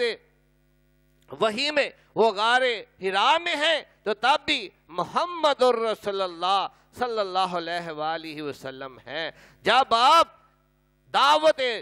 اسلام کے حوالے سے کلمہ طیبہ کی صورت میں مکہ کے مشرکین کو، اہل مکہ کو دعوت توحید و رسالت دے رہے ہیں تب بھی آپ پورے کے پورے محمد الرسول اللہ ہیں۔ تو لہذا آپ کی ذات مبارکہ کا ہر ایک لمحہ جو ہے وہ تو اللہ تعالی نے فرما دیا کہ آپ کی ہر آنے والی گھڑی پچھلی گھڑی سے مزید بہتر سے بہتر تر ہے۔ تو لہذا آپ کی محبوبیت کا اللہ تعالیٰ کی قربتوں کا درجہ تو بڑھتا جا رہا ہے۔ تو لہذا جب یہ صحابہ بیعت کریں، یہ صحابہ اللہ کے محبوب صلی اللہ علیہ وآلہ وسلم کے ہاتھ میں اپنا ہاتھ دیں تو لہذا اس کو اللہ تعالیٰ پورا کا پورا اپنے ساتھ جوڑ لے۔ تو حضرت امام حسن و حسین کی نسبت کہ یہ بات جس طرح میں نے واضح کر دیا کہ صحابہ سے بھی، سیرت النبی سے بھی، اور حضرت امام حسین رضی اللہ تعالیٰ عنہ کی سیرت کے اوپر بھی جو تحقیقات کی گئی ہے تو لہذا اقوال مبارکہ، حدیث مبارکہ تو بے انتہا ہے اس حوالے سے بھی کہ حسن و حسین جو ہے یہ جنت کے نوجوانوں کے سردار ہیں۔ تو آپ یہاں پر بھی اللہ کے محبوب صلی اللہ علیہ وآلہ وسلم کا یہ اعلان جو ہے یہ کس کی طرف سے ہے کہ جب آپ کی پوری ذات کے ساتھ آپ اللہ اور مخلوق کے درمیان جو ہے اللہ کی طرف سے پورے آپ کی پوری ذات جو ہے وہ اللہ کی طرف سے بھی رسالت کا پورا نمائندہ ہے، اور اگر مخلوق کی طرف سے بھی کوئی اللہ کے محبوب صلی اللہ علیہ وآلہ وسلم کے ساتھ کسی رشتے کا رجوع ہو، کسی محبت کا رجوع ہو، ایمان کا رجوع ہو، کوئی بھی نسبت ہو تو لہذا وہ محبت کی نسبت بھی پوری کی پوری جو ہے وہ محمد الرسول اللہ کی پوری ذات کے ساتھ ہے، اور پوری کی پوری نسبت محمد الرسول اللہ صلی اللہ علیہ وآلہ وسلم سے ہوتی ہوئی پوری اللہ کی ذات کے ساتھ ہے۔ تو لہذا اسی طرح سے ہر جو دشمنی ہے، ہر جو مخالفت ہے، لہذا وہ بھی اللہ کے محبوب صلی اللہ علیہ وآلہ وسلم کی ذات مبارکہ کے ساتھ اگر کوئی کرتا ہے تو لہذا اس کی وہ دشمنی بھی جو ہے وہ پوری کے پوری اللہ کے ساتھ دشمنی ہے۔ لہذا نبی کریم صلی اللہ علیہ وآلہ وسلم کا یہ جو ہم نے پہلا ایک باریک بین نقطہ جو ہے وہ بیت رضوان کے حوالے سے واضح کیا ہے کہ نبی کریم صلی اللہ علیہ وآلہ وسلم کی ذات مبارکہ کا چونکہ یہاں پر واضح ایک عملی زندگی کا یہ واقعہ ہے جس کو تقریباً ہر کوئی فرقہ اور ہر کوئی سلسلہ اس بیت کے اوپر جو ہے پورا یقین رکھتا ہے۔ بیت رضوان کو قرآن پاک نے مصدقہ تصدیق عطا کی ہے تو اور اس کو پسند کیا ہے، اور اس حوالے سے کہ یہاں پر جو بات واضح کی کہ نبی کریم صلی اللہ علیہ وآلہ وسلم کی بظاہر جو ہے عمل اللہ کے محبوب صلی اللہ علیہ وسلم کے ساتھ ہے، لیکن اللہ تعالیٰ نے اس کو بھی بیان کیا کہ یہ نہیں کہ اس کو درمیان میں سے نکال دیا، بلکہ اس کو بھی واضح کر دیا کہ جنہوں نے میں اللہ کے محبوب صلی اللہ علیہ وآلہ وسلم کے ساتھ جو ہے بیعت کا عہد کیا ہے انہوں نے اصل میں اللہ کے ساتھ کیا ہے۔ تو اس کے بعد یہ دو باتیں مثل کے اعتبار سے بھی اور نسبت کے اعتبار سے بھی اور حقیقت کے اعتبار سے بھی، اور اس کے حوالے سے ہم نے یہاں پر یہ مختصر سا واضح کیا کہ حضرت امام حسن حسین رضی اللہ تعالیٰ عنہ کہ جن کا اس دنیا سے تشریف لانا اور نبی کریم صلی اللہ علیہ وآلہ وسلم کے وصال اقدس تک جتنی بھی نسبتیں اور جتنے بھی واقعات ہیں، تو لہذا ان نسبتوں پر ہی غور کیا جائے، ان واقعات پر غور کیا جائے تو پتہ چلتا ہے۔ اور اللہ کے ان محبوبوں کے حوالے سے جو ہے آپ کے اقوال مبارکہ، احادیث مبارکہ پر بھی غور کیا جائے تو لہذا اس حوالے سے پتہ چلتا ہے کہ یہ نسبت اتنی مضبوط ہے کہ جو اللہ کے ساتھ بھی جڑی ہے، اللہ کے محبوب محمد الرسول اللہ صلی اللہ علیہ وآلہ وسلم کے ساتھ بھی جڑی ہے، اور آپ کے جو اقوال ہیں، جو حدیث مبارکہ ہیں، وہ بحیثیت محمد الرسول اللہ ہیں، کیونکہ اللہ کے محبوب صلی اللہ علیہ وآلہ وسلم کے اگر کوئی یہ سمجھتا ہے کہ رشتہ ظاہریہ اپنی جگہ پہ ہیں، لیکن نبی یہ بات یاد رہے کہ نبی کریم صلی اللہ علیہ وآلہ وسلم حضرت فاطمہ الزہرا کے باپ ہیں، لیکن اولین یہ بات یاد رہے کہ وہ اس حالت میں بھی محمد الرسول اللہ صلی اللہ علیہ وآلہ وسلم ہے، حسن و حسین کے نانا ہیں، تو نانا ہونے کے ساتھ ساتھ یہ بھی بات ذہن نشین رہے کہ وہ محمد الرسول اللہ صلی اللہ علیہ وآلہ وسلم ہیں، تو لہذا ہر نسبت جو ہے یہ بات ہمیشہ ذہن نشین رہے اور اس کا ایمان و عقیدہ پختہ رہے کہ یہ ہر رشتے کا جو تعلق ہے، چاہے کسی صحابی کا کلمہ پڑھ کر ایمان لانے کا تعلق جو ہے، جو رشتہ جو ہے، وہ بھی بحیثیت صحابی اللہ کے پیارے محمد الرسول اللہ صلی اللہ علیہ وآلہ وسلم کے ساتھ ہے۔ تو لہذا جب یہ بیعت کا رشتہ ہاتھ میں ہاتھ دے کر جو ہے اللہ تعالیٰ اس کو اپنی بھی نسبت پوری کی پوری جوڑ رہا ہے، تو لہذا آگے ہم اگلے دو مرحلوں کی طرف چلتے ہیں کہ پھر اللہ تعالیٰ نے یہ تو اس نبی کریم صلی اللہ علیہ وآلہ وسلم کے حال کے حوالے سے کہ بیعت کا جو مرحلہ ہوا اس کے حوالے سے یہاں پر حقیقت بیان کر دی کہ جو عالم ظاہر میں میرے محبوب صلی اللہ علیہ وآلہ وسلم کے ساتھ ایسے جڑا، جس نے ہاتھ کے ساتھ ہاتھ لگایا، ایمان کے ساتھ ایمان کو جوڑا، یقین کے ساتھ یقین کو جوڑا، پہچان کے ساتھ پہچان کو جوڑا، اطمینان کے ساتھ اطمینان کو جوڑا، اور اپنی پوری ذات کو اب اللہ کے محبوب صلی اللہ علیہ وسلم کی پوری ذات کے ساتھ جب جوڑ دیا تو اصل میں انہوں نے اللہ کے ساتھ جوڑ دیا۔ تو لہذا جن ہستیوں کا تعلق تو اللہ کے محبوب صلی اللہ علیہ وآلہ وسلم کی حیات ظاہریہ کے حوالے سے ہمیں نظر آتا ہے، جس کا ہم نے حضرت امام حسن حسین کے حوالے سے یہ بات واضح بھی کر دی کہ آپ کی نسبتیں بھی ہمیں واقعہ کربلا کے جو مین کردار ہیں حضرت امام حسین رضی اللہ تعالیٰ عنہ، کہ ان کی نسبت جو ہے یہ واضح ہو گئی کہ صحابہ کی اتنی قربت جو انہوں نے اللہ کے محبوب صلی اللہ علیہ وسلم کے ساتھ کی، تو لہذا اس نسبت اور قربت کو اللہ تعالیٰ نے قرآن میں واضح کر دیا، بیان کر دیا، اور اس کو اتنا پسند کیا کہ اس کو پورے کا پورا اپنی ذات کے ساتھ جوڑ لیا۔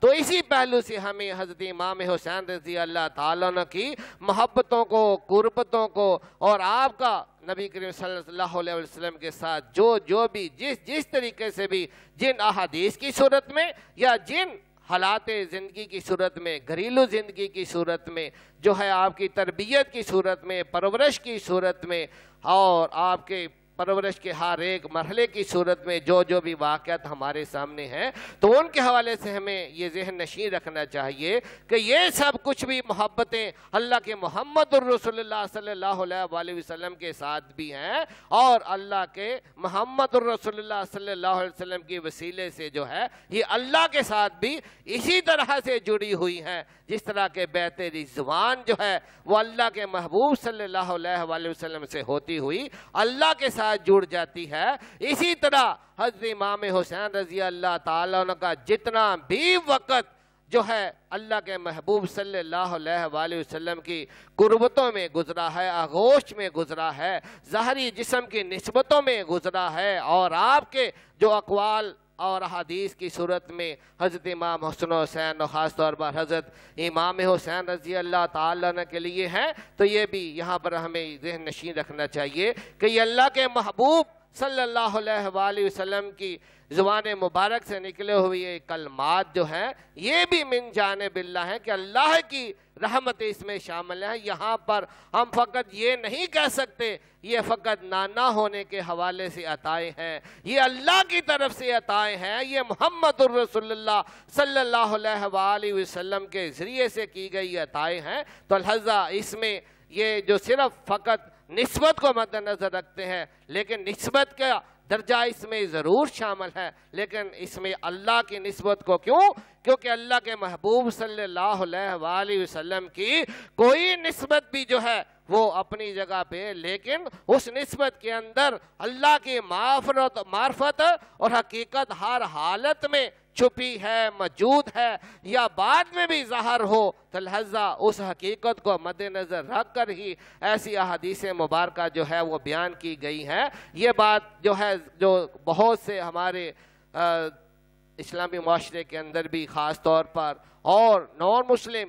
معاشرے کے اندر بھی بہت سے لوگ اس کو بلڈ ریلیشن، خونی رشتے یا اہل بیت کی نسبت سے دیکھتے ہیں، وہ اپنی جگہ پہ بہت مقرب ہے، ظاہر ہے کہ جو جتنا قریب ہوتا ہے وہ اتنی ہی محبت و قربت میں ہوتا ہے۔ لیکن یہاں پر جو میں نے بات واضح کرنے کی کوشش کی ہے کہ یہ بات یاد رہے کہ یہ فقط یہ انعامات حضرت امام حسین رضی اللہ تعالیٰ عنہ کو، حسن حسین کو جو جنت کے نوجوانوں کا سردار بنایا گیا ہے، تو اس میں بھی اللہ کی بھی منظوری ہے اور اس کے محبوب صلی اللہ علیہ وآلہ وسلم کی بھی منظوری ہے۔ اسی طرح حضرت نبی کریم صلی اللہ علیہ وآلہ وسلم نے جو بھی دیگر احادیث مبارکہ بھی بیان کی ہے اور جو بھی واقعات ہے ان کا تعلق ہر حالت میں، کیونکہ اللہ کے محبوب صلی اللہ علیہ وآلہ وسلم جو ہیں ہر وقت اللہ کی پوری توجہ میں ہیں، اللہ کے نور کے ساتھ جڑے ہوئے ہیں، تو لہذا ہر واقعہ، چھوٹے سے چھوٹا واقعہ اور بڑے سے بڑا واقعہ، یا خاص طور پر مستند احادیث مبارکہ، ان کا تعلق اللہ کے محبوب صلی اللہ علیہ وسلم کے ساتھ بھی ہے اور اللہ کے ساتھ بھی ہے۔ تو لہذا جب ہم اس بنیادی نقطے پر جو ہے یہ توجہ رکھیں گے، غور رکھیں گے، تو ہمیں واقعہ کربلا کی حقیقت جو ہے وہ اور اچھے واضح پہلو سے سمجھنے میں آسانی ملے گی، اور ہم اس کی حقیقت کو حقیقی پہلوؤں سے جو ہے وہ سمجھنے میں کامیاب ہو سکیں گے۔ تو لہذا بیعت کے انہی مرحلوں کو اللہ تعالیٰ آگے بیان کرتا ہے کہ ید اللہ فوق ایدیہم، کہ اللہ تعالیٰ نے یہاں پر آگے مستقبل کے لیے حال مستقبل کے لیے مزید مثل کی صورت میں کہ محبوب صلی اللہ علیہ وآلہ وسلم کے حوالے سے اللہ تعالی نے اہل بیت کے لیے یہ واضح کر دیا کہ اللہ کا ہاتھ جو ہے، اب چونکہ اللہ تعالیٰ نے ہاتھ کا ذکر کیا تو لہذا ہاتھ کی ایک مثل جو ہے وہ واضح کر دی، اور اپنی ذات کی طرف سے، اپنے محبوب صلی اللہ علیہ وسلم کی طرف سے۔ یہاں پر بھی اب اگلا نقطہ جو ہے مزید غور طلب ہے۔ پہلے مرحلے کو ہم نے کافی بار دہرا کر بیان کیا، مجھے پتا ہے کہ بہت سے لوگ ساتھی اس میں بوریت بھی محسوس کرتے ہیں، لیکن تاکید جو ہوتی ہے کہ جس طرح ہم ایک جگہ ایک دیوار کے اندر تھوڑا سا کیل ٹھونکتے ہیں، تھوڑا سا ایک جب چوٹ لگاتے ہیں ہتھوڑی کی، تو کیل کی نوک جو ہے وہ دیوار میں چبھ کر جو ہے جم جاتی ہے، لیکن اس کی مزید مضبوطی کے لیے ضروری ہوتا ہے کہ کیل کے اوپر بار ہتھوڑی لگائی جائے تاکہ وہ پوری کیل جو ہے وہ دیوار میں ٹھونکی جا سکے۔ اس لیے بہت سے واقعات کو جو ہے وہ بار جو ہے دہرانے کا مقصد یہی ہوتا ہے، ان کے جملوں کو دہرانے کا مقصد یہی ہوتا ہے، ان کے چاروں طرف کے پہلوؤں کو بات وہی ہوتی ہے، لیکن پہلو بار ویسے بدلے جاتے ہیں کہ جو بسا کال ایسے ہی لگتا ہے کہ وہی بات بیان ہو رہی ہے، لیکن مقصد یہی ہوتا ہے کہ اس بات کو اتنا ٹھوک کر جو ہے ذہنوں میں، عقلوں میں، سماعتوں میں، یادداشتوں میں مضبوط کر دیا جائے، تاکہ جب بھی یہ بات ہو تو لہذا یہ بات فوراً جو ہے ہماری یادداشت کے اندر واضح ہو جائے، تو لہذا اگلے مرحلے میں اللہ تعالیٰ جو ہے وہ بیعت کے اگلے مرحلوں کو حال و مستقبل کے لیے جو ہے وہ ایک مثل، ایک نشاندہی واضح کر رہا ہے کہ ید اللہ فوق ایدیہم، کہ اللہ کا ہاتھ جو ہے ان بیعت کرنے والے ہاتھوں کے اوپر ہے۔ تو لہذا یہاں پر یہ جو اللہ تعالیٰ نے اپنے ہاتھ کا ذکر کیا، تو یہاں پر یہ بات یاد رہے کہ ظاہری طور پر جو ہے، جو پہلے ہم نے مرحلہ بیان کیا کہ اللہ کے محبوب صلی اللہ علیہ وسلم کی پوری ذات ہے، اور دوسری طرف صحابہ کی پوری ذات ہے۔ پھر اس میں اللہ تعالیٰ نے بھی وہاں پر اپنے ہاتھ کا ذکر نہیں کیا، بلکہ اللہ تعالیٰ نے وہاں پر اپنی پوری ذات کا ذکر کیا ہے کہ پوری ذات کے ساتھ محبوب صلی اللہ علیہ وسلم کے پورے صحابہ نے جو آپ کی پوری ذات کے ساتھ بیعت کی ہے، وہ میری پوری ذات کے ساتھ بیعت کی ہے۔ اب آگے اللہ تعالیٰ نے، چونکہ اللہ تعالیٰ کو کسی نے نہیں دیکھا، اب یہ بھی بات تھی کہ مستقبل کے حوالے سے، کہ نبی کریم صلی اللہ علیہ وآلہ وسلم کے حوالے سے بھی یہ بات ظاہر تھی کہ آپ نے ایک مخصوص اپنے مشن کو تکمیل کے بعد اس دنیا سے اللہ تعالیٰ کے قانون دنیا کے تحت وصل کی صورت میں اس دنیا سے واپس بھی تشریف لے جانا ہے۔ لہذا اللہ تعالیٰ نے اس مرحلے کو جو ہے آگے مثل کی صورت میں جو ہے واضح کرنے کے لیے، اس کو پرماننٹ ایک حیثیت دینے کے لیے، ایک پرماننٹ ایسی مثل کہ جس کی وضاحت جو ہے، یعنی اگر کوئی نہ بھی پہچان سکے، نہ بھی سمجھ سکے کو اللہ کے نور کو، کیونکہ اللہ تعالیٰ اگرچہ اعضاء سے بھی پاک ہے، لیکن اس نے جب دیکھنے کا ذکر کیا، اس نے سننے کا بھی ذکر کیا، اس نے کن کی صورت میں بولنے کا بھی ذکر کیا، اور ظاہر میں وہ اللہ تعالیٰ نے موسیٰ علیہ السلام کے ساتھ جو ہے کلام بھی کیا۔ اسی طرح اللہ تعالیٰ جو ہے اپنے کلام کے اندر بے انتہا جگہوں پر اپنے ہاتھ کا ذکر کرتا ہے۔ تو لہذا اللہ کا ہاتھ جو ہے وہ اس کی پوری ذات کا نمائندہ ہے۔ تو لہذا یہاں پر اللہ تعالیٰ نے اپنے ہاتھ کا جب ذکر کیا کہ اللہ کا ہاتھ جو ہے، تو لہذا یہ اللہ کا ہاتھ ید اللہ ہے، جو اللہ نے اپنے ہاتھ کا ذکر کیا، تو یہ بات یاد رہے کہ اللہ کا ہاتھ پورا اس کی ذات کا بھی نمائندہ ہے۔ اور جس طرح صحابہ ظاہری طور پر بیعت اللہ کے نبی صلی اللہ علیہ وآلہ وسلم کے ہاتھ پر کر رہے ہیں، تو اللہ نے کہا کہ انہوں نے حقیقت میں میرے ذات کے ساتھ بیعت کی ہے۔ اب اللہ نے یہاں پر جو ہے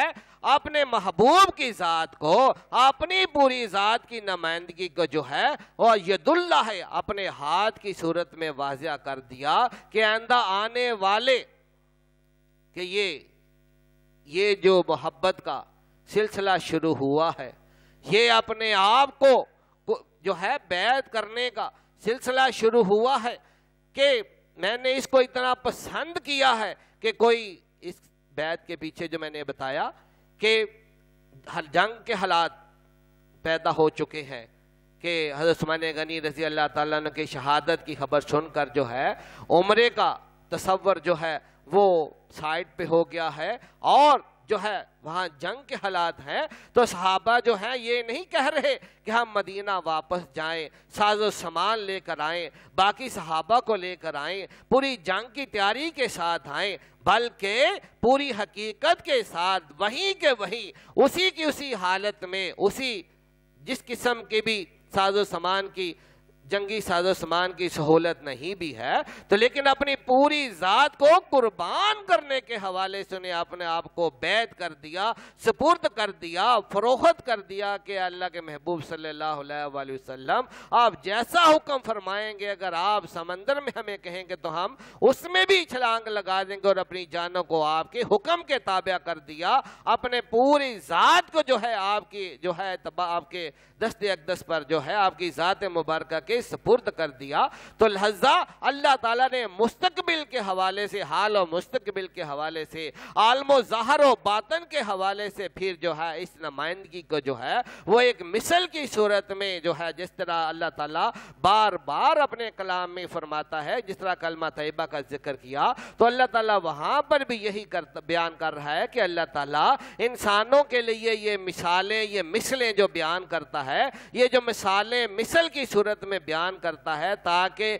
انسان اس کو سمجھ سکے، کیونکہ انسان اللہ کی ذات کو نہیں سمجھتا تو تصور ہاتھ تو اس کے سامنے ہے نا، تصور ذات نہیں تو تصور ہاتھ تو ہے، کیونکہ جب اللہ کے محبوب صلی اللہ علیہ وسلم کا ہاتھ کو جو ہے اور آپ کی ذات کو اللہ تعالیٰ نے اپنی ذات کے حوالے سے نمائندگی کے طور پر جو ہے واضح کیا تو لہذا یہاں پر جو اللہ تعالیٰ نے واضح کیا کہ اللہ تعالیٰ کا ہاتھ جو ہے یہاں پر جو ہے اس کا تعلق واقعہ کربلا کے ساتھ جو ہے، حقیقت کربلا کے ساتھ جو ہے بہت گہرا جڑا ہوا ہے، اس لیے یہ مت سمجھیے گا کہ ہم اپنے کربلا کے موضوع سے ہٹ گئے ہیں، لیکن یہ موضوع یہاں پر واضح کرنا ضروری ہے کہ اس کا تعلق قرآن پاک کے پورے ماضی سے بھی جڑا ہوا ہے، اور اس کا تعلق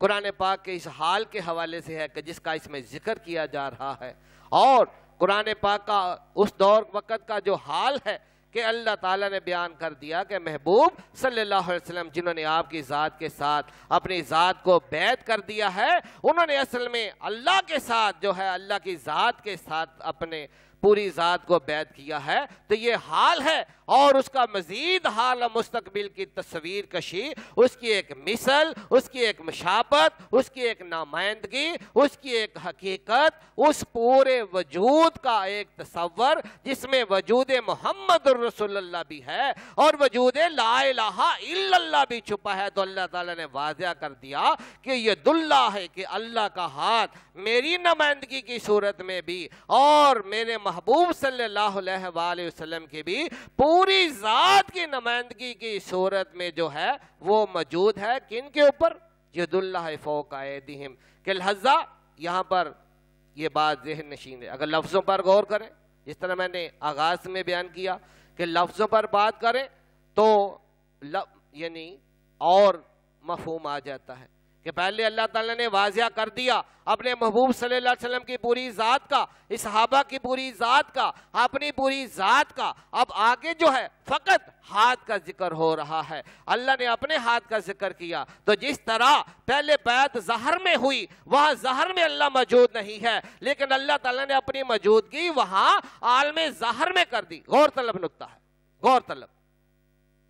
اللہ ظاہر میں موجود نہیں،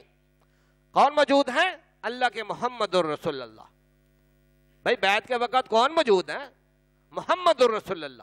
تو اللہ نے کہا کہ محبوب آپ موجود ہیں، جنہوں نے آپ کے ذات کے ساتھ بیعت کی، میں بھی وہاں موجود ہوں، وہ اگرچہ میں صحابہ کی نظر میں نہیں ہوں، لیکن اے محبوب صلی اللہ علیہ وسلم آپ میرے رسول ہیں، رسول اللہ ہیں، آپ کی ذات کے ساتھ یہ جو نسبت ہے، یہ بیعت ہے، یہ میری ذات کے ساتھ بیعت ہے، تو لہذا وہاں پر اللہ کے محبوب ظاہر میں موجود ہیں اور اللہ ظاہر میں موجود تو نہیں ہے، لیکن اللہ تعالیٰ نے اپنی موجودگی کو حقیقتاً واضح لفظوں کے ساتھ، واضح حقیقت کے ساتھ بیان کر دیا۔ اب اگلے جملے کی طرف، اگلے مرحلے کی طرف جو ہے غور کریں کہ وہاں فقط اللہ تعالیٰ نے یہ ذکر کیا کہ ید اللہ فوق ایدیہم، اللہ کا ہاتھ، کیوں کہ یہ بات واضح کر دیا کہ اللہ کا ہاتھ جو ہے اس کے محبوب صلی اللہ علیہ وسلم کے ہاتھ کے اندر جو ہے وہ اللہ کا ہی ہاتھ ہے، تو لہذا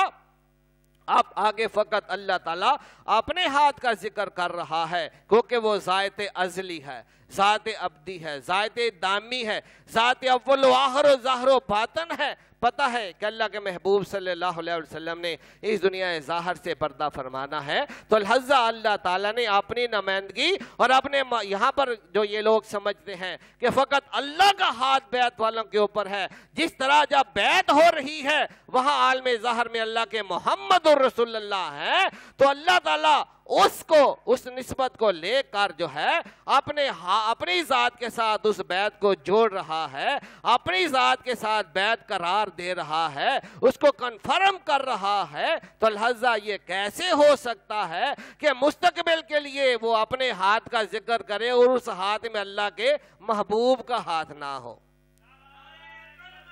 لا الہ الا اللہ محمد رسول اللہ، لا الہ الا اللہ محمد رسول اللہ، لا الہ الا اللہ محمد رسول اللہ، آمین صلی اللہ علیہ وآلہ وبارک وسلم۔ تو لہذا اللہ تعالیٰ نے جب اپنے ہاتھ کا ذکر کیا ہے تو یہ بات یاد رہے کہ اس میں اپنے محبوب صلی اللہ علیہ وآلہ وسلم کے ہاتھ کا بھی ذکر کیا ہے، اور اس ہاتھ کے حوالے سے بھی یہ بات یاد رہے، یہ ذہن نشین رہے، اس عقیدے کو جو ہے واضح کر لیں، اس عقیدے کی حقیقت کو پوری کم از کم جتنی وضاحت ہو سکتی ہے کہ اللہ کے ہاتھ سے مراد اللہ کی پوری ذات ہے۔ اللہ کے ہاتھ کے مثل کی صورت میں جو یہ بیان کیا جا رہا ہے، یہ جو لفظوں کی تصویر کشی کی جا رہی ہے، تو لہذا اس ید اللہ کی صورت میں جو ہے اللہ کی بھی پوری ذات ہے اور محمد الرسول اللہ کی بھی پوری ذات ہے۔ لا الہ الا اللہ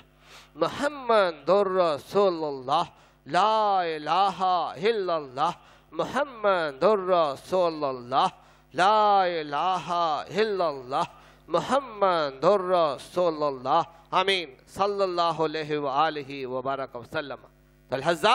اللہ کے بھی پوری ذات ید اللہ کی نمائندگی کی صورت میں لفظوں میں نمائندگی کی جا رہی ہے۔ پہلا مرحلہ واضح کرتا ہے کہ پوری اللہ کے محبوب کی ذات، پوری اللہ کی ذات اور پورے صحابہ کی بیعت کرنے والوں کی بھی پوری ذات، جس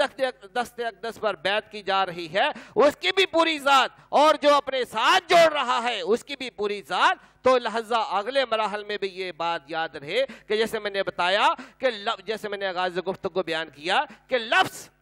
اگر ہم یہاں پر لفظوں پر غور کریں تو یہاں پر تو صرف فقط ہاتھ کا ذکر کیا گیا، اور ایدہم کہ جنہوں نے بیعت کی ہے ان کے ہاتھوں پر ہے۔ بھئی ہاتھوں پر تو اللہ کا ہاتھ ہو گیا، باقی وجود کیا کرے گا؟ باقی وجود کیا کرے گا؟ اگر لفظوں پر غور کریں، ادھر اللہ کا ہاتھ، ادھر بیعت کرنے والوں کا ہاتھ، بھئی فقط کیا ہاتھ کی حفاظت؟ ہاتھ کٹ گیا، غور طلب بات ہے، ہاتھ کٹ گیا تو کیا پھر بیعت کی برکت ختم ہو گئی؟ کیا اللہ تعالیٰ نے تو فقط اپنے ہاتھ کا ذکر کیا اور بیعت کرنے والوں کے ہاتھ کا ذکر کیا ہے، تو کس لیے کیا ہے؟ یہ مستقبل والوں کے لیے، حال مستقبل کو نشاندہی کرنے والوں کے لیے کہ شکلیں بدلتی رہیں گی، ذاتیں بدلتی رہیں گی، حالتیں بدلتی رہیں گی، زمانے بدلتے رہیں گے اور حالات و واقعات بدلتے رہیں گے۔ یہ بات یاد رہے، بیعت کرنے والے بدلتے رہیں گے، بیعت ہونے والے بدلتے رہیں گے۔ محمد الرسول اللہ صلی اللہ علیہ وآلہ وسلم کی اس اتباع کی صورت میں جو ہے وہ بیعت کرنے والے بدلتے رہیں گے، بیعت ہونے والے بدلتے رہیں گے۔ لیکن جو اللہ تعالیٰ نے اگر لفظوں کا معاملہ سمجھے تو یہاں پر اللہ نے واضح کیا کہ لفظوں کا کہ ید اللہ ہے، کہ اللہ کا ہاتھ اوپر ہے، کن کے؟ کہ جنہوں نے بیعت کی ان کے ہاتھوں کے اوپر۔ تو لہذا یہاں پر ہاتھ اللہ کے بھی پوری ذات کی نمائندگی کرتا ہے اور اللہ کے محبوب صلی اللہ علیہ وآلہ وسلم کی پوری ذات کی نمائندگی کرتا ہے۔ اور اس طرح جو اللہ تعالیٰ نے فرمایا کہ ید اللہ فوق ایدیہم، کہ ان کے ہاتھوں کے اوپر، تو ہاتھوں سے مراد یہ بات ذہن نشین رہے کہ جنہوں نے بیعت کی، جنہوں نے اپنی بیعت کے لیے اپنے ہاتھ بڑھائے، تو لہذا انہوں نے ہاتھ تو ایک نمائندہ ہے، ہاتھ تو ایک نمائندہ ہے پوری اپنے ظاہر کی ذات کا، باطن کی ذات کا، ایمان کا نمائندہ ہے، یقین کا نمائندہ ہے، پہچان کا نمائندہ ہے، اطمینان کا نمائندہ ہے، پوری جان کا نمائندہ ہے، انجام کا نمائندہ ہے۔ لا الہ الا اللہ محمد الرسول اللہ، لا الہ الا اللہ محمد الرسول اللہ، لا الہ الا اللہ محمد رسول اللہ آمین صلی اللہ علیہ وآلہ وبارک وسلم۔ تو لہذا بات کہ آگے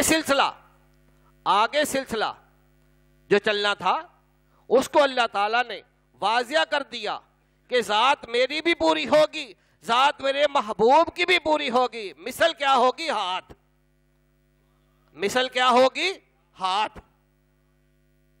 اللہ نے اپنے، یہ اللہ کا بیان ہے، اللہ کا کلام ہے کہ اس نے اپنی پوری ذات کو اپنے پورے ہاتھ میں سمیٹ دیا کہ ید اللہ ہے، اور اس کے ہاتھ کا ذکر کہ کہیں وہ کہتا ہے کہ یدک الخیر، کہ کل خیر میرے ہاتھ میں ہے، کہیں وہ کہتا ہے کہ تمام ملکوت جو ہے وہ میرے ہاتھ میں ہے،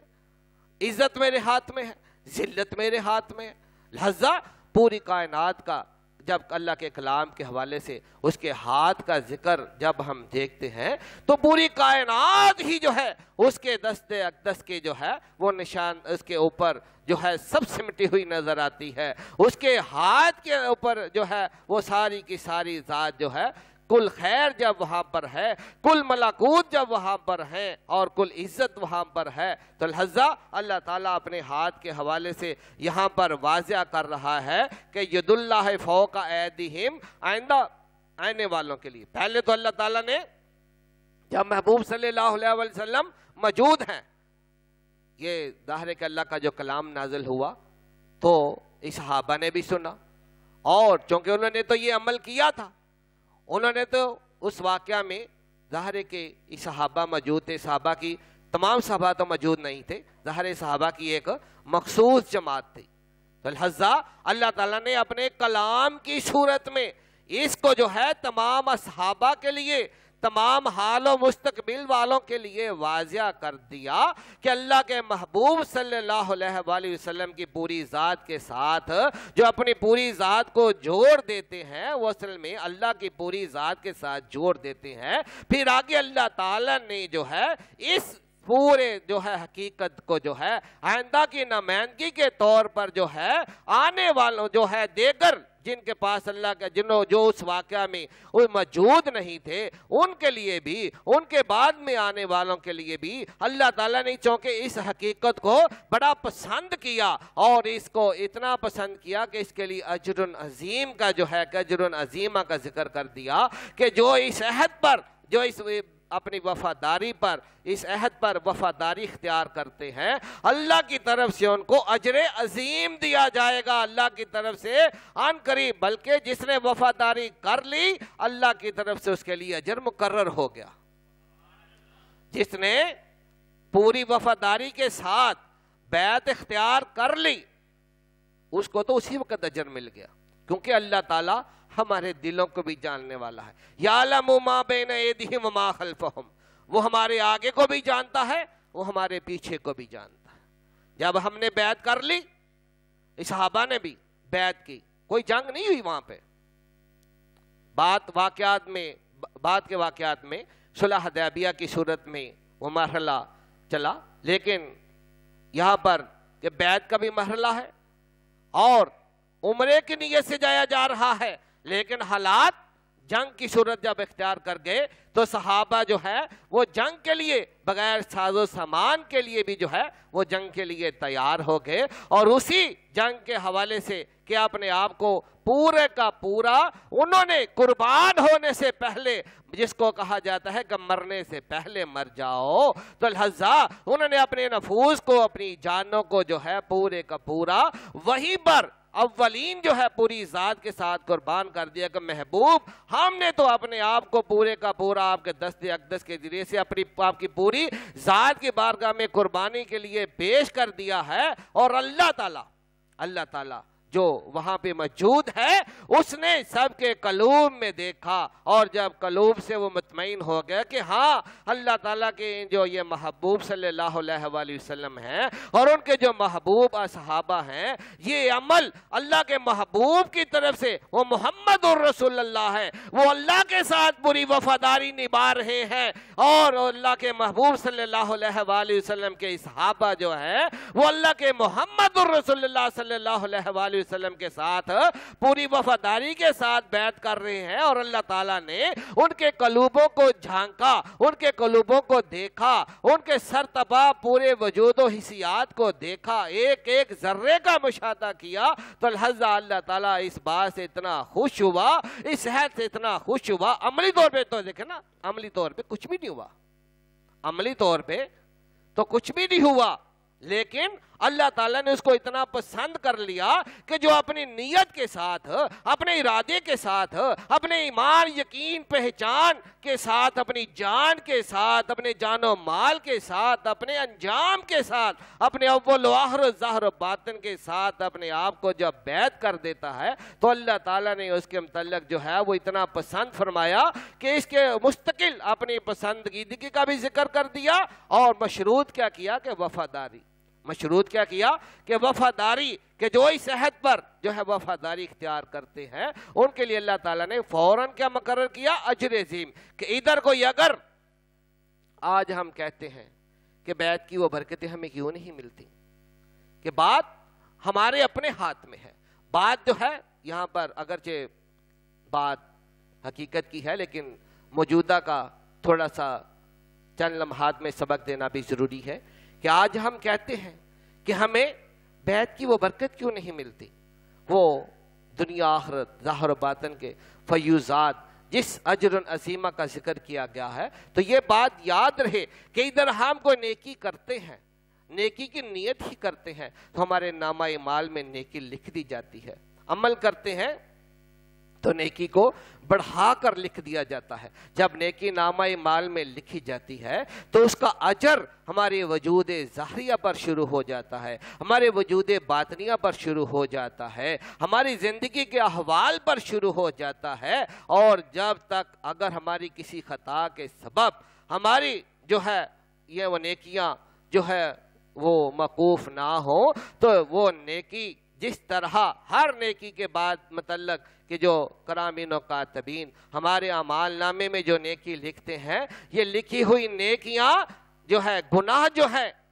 گناہ بے جان پتھر کی طرح ہیں کہ جتنے ہیں اتنے ہیں، جب توبہ کر لی تو اللہ تعالیٰ ان کو صاف کر دیتا ہے وہاں سے، لیکن نیکیاں جو ہیں ہمارے عملی زندگی کے اندر بھی، ہماری ظاہری زندگی کے اندر بھی پھل پھول والے درختوں کی مانند ہے کہ نیکی کا بیج لگاتے ہیں تو نیکی اپنے وقت کے ساتھ بڑھتی جاتی ہے، پھل پھول بڑھتے جاتے ہیں، اور اس کا یہ نہیں کوئی تصور رکھیں کہ ان تمام نیکیوں کا اجر اللہ تعالیٰ نے فقط کوئی آخرت کے لیے مقرر کیا ہے، ہر نیکی کا اجر، ہر نیکی کی، ہر چیز کی جو ہے برکت عالم ظاہر کے لیے بھی ہے، عالم باطن کے لیے بھی ہے، اور عالم آخرت کے لیے بھی ہے، ہر نیکی کا اجر فوراً شروع ہو جاتا ہے۔ بات تو ہماری کمزوری کی ہے کہ ہم نیکی بعض کا کر لیتے ہیں اور اس میں نیت کی کمزوری، ارادے کی کمزوری، ایمان و یقین اور اپنی پورے زرتبا پوری ذات کی کمزوری کو جب ہم اس میں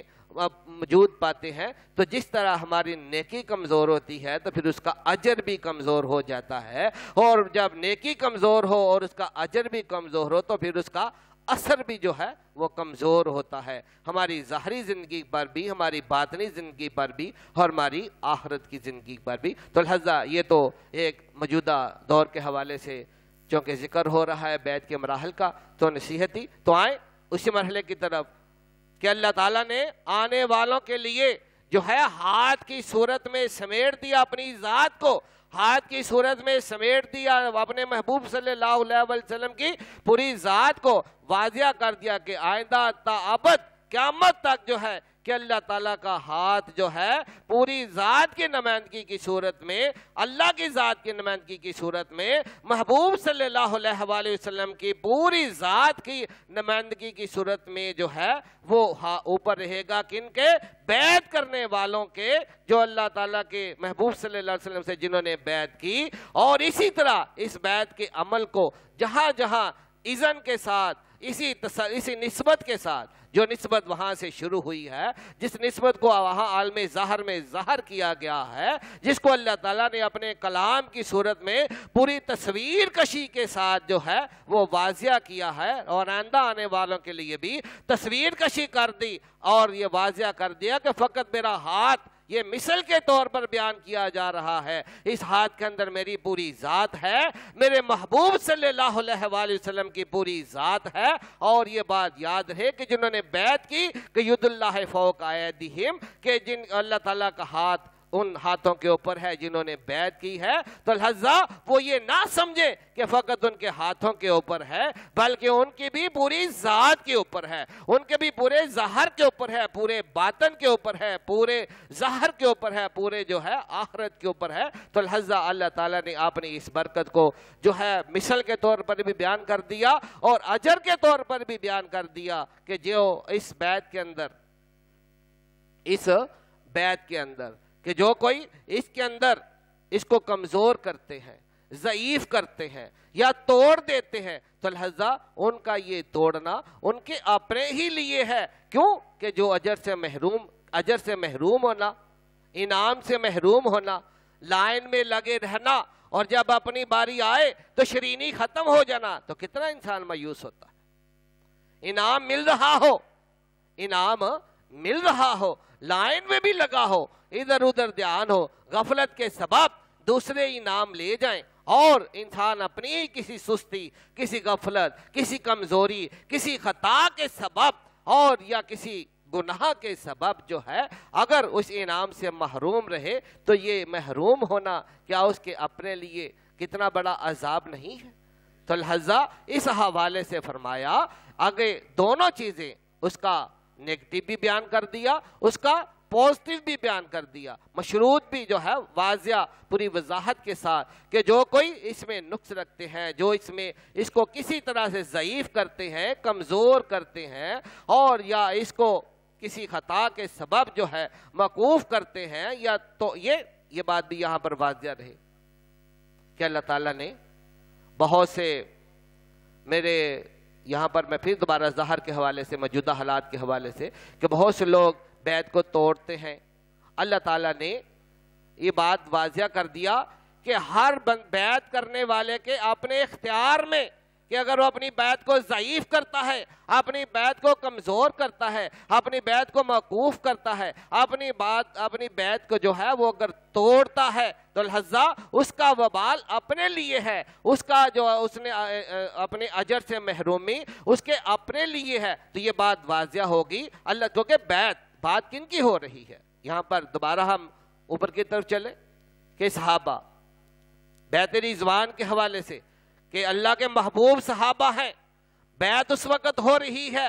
اللہ واضح کر رہا ہے کہ محبوب جنہوں نے آپ کے ذات کے ساتھ بیعت کی, انہوں نے میری ذات کے ساتھ بیعت کی, وہ آپ کے ساتھ جڑ گئے, آپ کے ساتھ جڑنے کے ساتھ میرے ساتھ جڑ گئے. اور اللہ نے واضح کر دیا کہ اللہ کا ہاتھ, اللہ کے محبوب کے ہاتھ کے صورت میں جو ہے ان کے ہاتھوں کے اوپر ہے, لیکن آگے یہ واضح بھی کر دیا کہ یہ مقام تو ہے, یہ برکت تو ہے, یہ نسبت تو ہے, یہ جو تو نے جوڑا ہے, جو اس جوڑ کو ان آیات میں واضح کیا گیا ہے, تو یہ جوڑ آپ اپنے آپ کو پیش کرنے والے بیعت کرنے کے حوالے سے اگلی آیات میں واضح کر دیا کہ اگر اس کی بیعت میں ضعف ہے یا ہو گیا, کمزوری ہے یا ہو گئی, یا موقوف ہے یا موقوف اس نے کر دیا, یا توڑ دی, یا پوری طرح سے کی ہی نہیں یا توڑ دی, تو لہذا اللہ تعالیٰ نے فرما دیا کہ اس کا عذاب, اس کا جو انجام, اس کا اجر عظیم سے محرومی جو ہے, اس کا وبال جو ہے اس نفس کے اپنے ہی لیے ہے. اور آگے اجر بھی بیان کر دیا. فقط بیعت کرنا,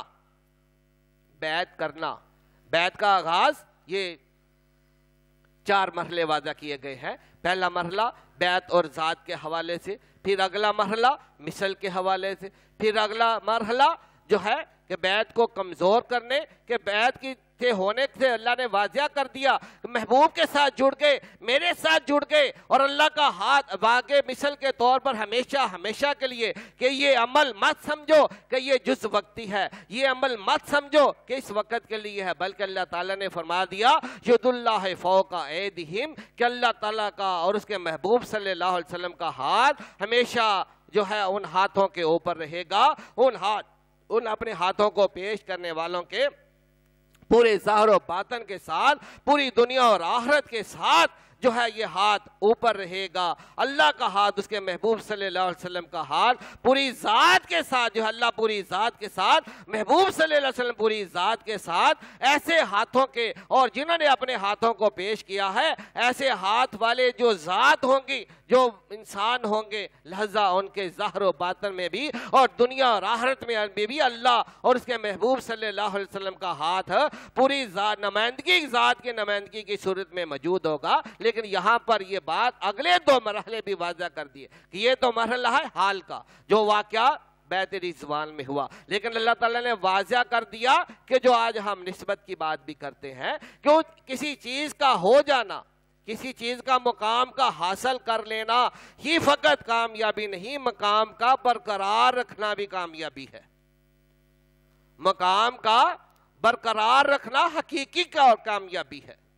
ورنہ پہاڑی پر چڑھ کر، منزل پر چڑھ کر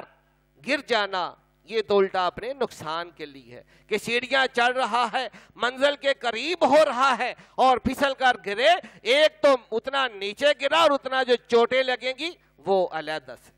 جان بھی جا سکتی ہے۔ یہی اسی طرح یہاں پر بھی یہی مرحلہ ہے کہ لہذا جو بیعت ہے کہ اللہ تعالیٰ نے اگلے دو مرحلے بھی بیان کر دیے کہ یہ بیعت چاہے صحابیت کی صورت میں ہو، بیعت چاہے آگے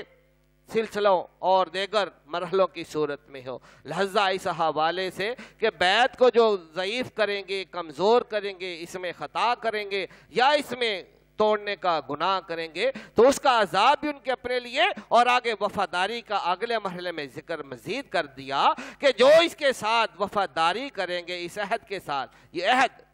جو انہوں نے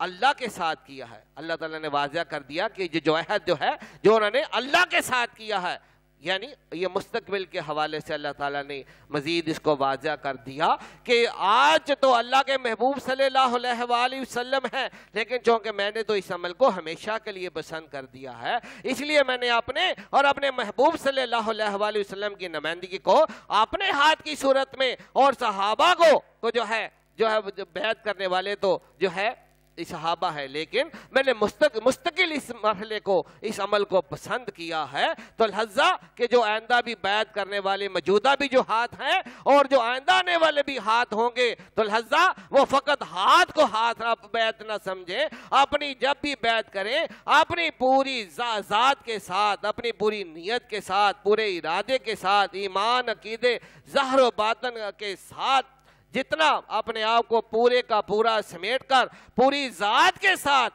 جو ہے اپنے اللہ کے محبوب صلی اللہ علیہ وسلم یا جس نسبت سے بھی آپ کو بیعت کی نسبت ملے پوری ذات کے ساتھ نسبت کریں گے، تو اللہ تعالیٰ نے فرما دیا کہ یہ عہد آج جب بیعت رضوان ہے تو اس میں بھی یہ عہد میرے ساتھ ہے۔ یہ مت سمجھنا کہ محبوب صلی اللہ علیہ وآلہ وسلم تو اس دنیا سے پردہ فرما کر اگر کسی آگے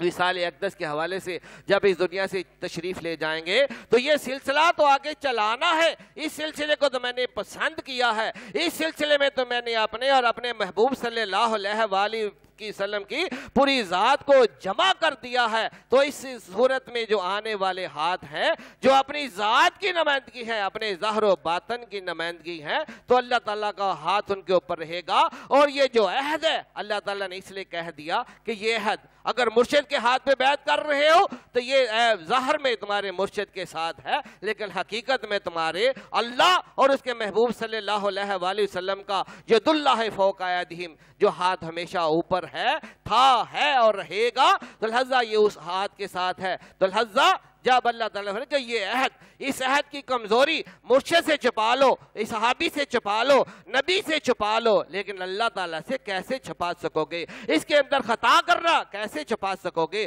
وقوف کرنا کیسے چھپا سکو گے؟ اور اس کو توڑنا کیسے چھپا سکو گے؟ اس کے اندر کی خرابیاں کیسے چھپا سکو گے؟ کہ اللہ تعالیٰ نے فرما دیا کہ یہ عہد کس کے ساتھ ہے؟ اللہ کے ساتھ۔ لا الہ الا اللہ محمد رسول اللہ، لا الہ الا اللہ محمد رسول اللہ، لا الہ الا اللہ محمد رسول اللہ، آمین صلی اللہ علیہ وآلہ وبارک وسلم۔ تو لہذا یہ عہد کس کے ساتھ ہے؟ اللہ کے ساتھ، اور ساتھ ہی اللہ تعالیٰ نے فرما دیا کہ اللہ تعالیٰ کی طرف سے ان کو اجر عظیمہ، کیا؟ اجر عظیمہ، کہ اللہ کی طرف سے ان کو اجر عظیم ہے کہ جو وفاداری. اور اگر کسی کی وفاداری، بھائی ٹھوس کو کیا آزمانا، اگر کوئی چیز مضبوط ہے، لوہے کی طرح مضبوط ہے، کسی ٹھوس چیز کی طرح مضبوط ہے، اس کے اندر کوئی خلا نہیں، اس کے اندر کوئی کمزوری نہیں، اس کو جس طریقے سے مرضی ٹھوک بجا کے دیکھو تو وہ ٹھوس ہی نظر آئے گی. تو لہذا اگر عمل آغاز میں ہی ٹھوس ہو،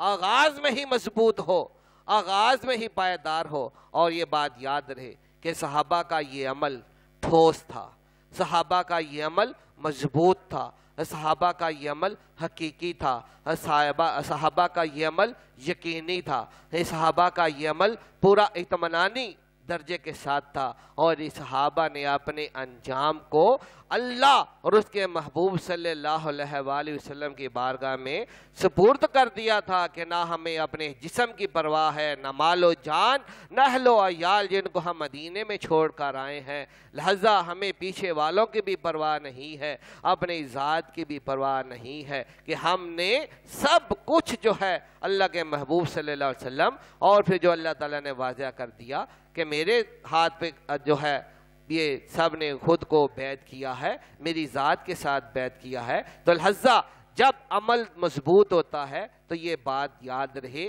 کہ وہ اسی وقت مکمل جو ہے وہ اکاؤنٹ کیا جاتا ہے، اور اس کا اجر بھی اسی وقت مقرر ہو جاتا ہے. تو لہذا یہ بات واقعہ کربلا کی طرف ہمیں آگے لے کر چلے گی، کیونکہ بیعت رضوان کا مرحلہ، اصحاب بیعت رضوان کا مرحلہ کربلا والوں سے بڑا مشابہ ہے. اگر وہاں پر بھی جنگ ہوتی، اگر حدیبیہ کے مقام پر بھی جنگ ہوتی تو معاملہ کربلا کی طرح ہوتا. صحابہ جن کے پاس جنگی ساز و سامان نہیں، اور اہل مکہ جو اپنے شہر کے بھی قریب ہیں، جن کے پاس افراد کی بھی اکثریت ہے اور جنگی ساز و سامان کی اکثریت ہے، یہ تو اللہ کے محبوب صلی اللہ علیہ وآلہ وسلم اور آپ کے صحابہ کی اس وفاداری کا ایسا نور پھیلا کہ کفار و مشرکین ظاہر میں بھی اور باطن میں بھی ان کے شیطان جو ہے اس قدر جو ہے کمزور پڑ گئے کہ بات مذاکرات کی طرف آئی. لیکن یہاں پر یہ بات میں واضح کر دوں کہ اگر وہاں پر بھی صلح حدیبیہ کے مقام پر، بیعت رضوان کے مقام پر اگر معاملہ جنگ کی صورت اختیار کرتا، تو لہذا جب صحابہ کے پاس اصحاب کربلا کی طرح،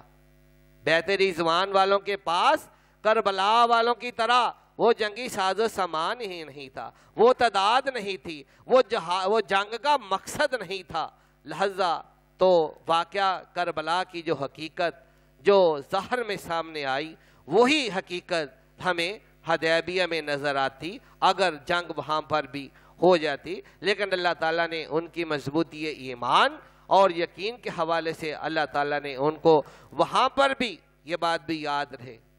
کہ بہت سے ساتھی، بہت سے ہمارے ایسے اہل ایمان یہ بات جانتے بھی ہیں کہ صلح حدیبیہ کہ وہاں پر ایک مذاکراتی کمپرومائز جس کو صلح حدیبیہ کی شرط کی صورت میں واضح کیا گیا کہ اس میں ایسی شرائط بھی طے پائیں کہ جن کے اوپر کئی صحابہ بھی راضی نہیں تھے. لیکن یہ بات جس طرح میں واضح کر رہا ہوں، جس طرح میں نے آغاز گفتگو بھی بیان کیا ہے کہ بہت سے واقعات، بہت سی حقیقتیں، بہت سے الفاظوں کے، بہت سے واقعات کے، بہت سی حقیقتوں کے ایسے پہلو ہوتے ہیں کہ جو بہت عام غور کرنے والے، زیادہ غور کرنے والے اور بہت زیادہ غور و فکر کرنے والے بھی سمجھ نہیں پاتے. اس کی عملی دلیل ہمیں صلح حدیبیہ کے موقع پر نظر آتی ہے کہ جب شرائط طے ہو رہی ہے اور مشرکین مکہ کی طرف سے جس کمپرومائز پر جو شرائط طے کی جا رہی ہے، تو لہذا اس پر اس صحابہ کو اگرچہ وہ اس وقت ایک ضعیف کمزور حالت میں بھی ہے، لیکن وہ شرائط چونکہ مستقل ایک مخصوص عرضے کے لیے تھیں، تو لہذا وہاں پر ہمیں اس صحابہ کا جو ہے وہ اعتراض بھی واضح طور پر نظر آتا ہے۔ لیکن نبی کریم صلی اللہ علیہ وآلہ وسلم کی ذات مبارکہ جو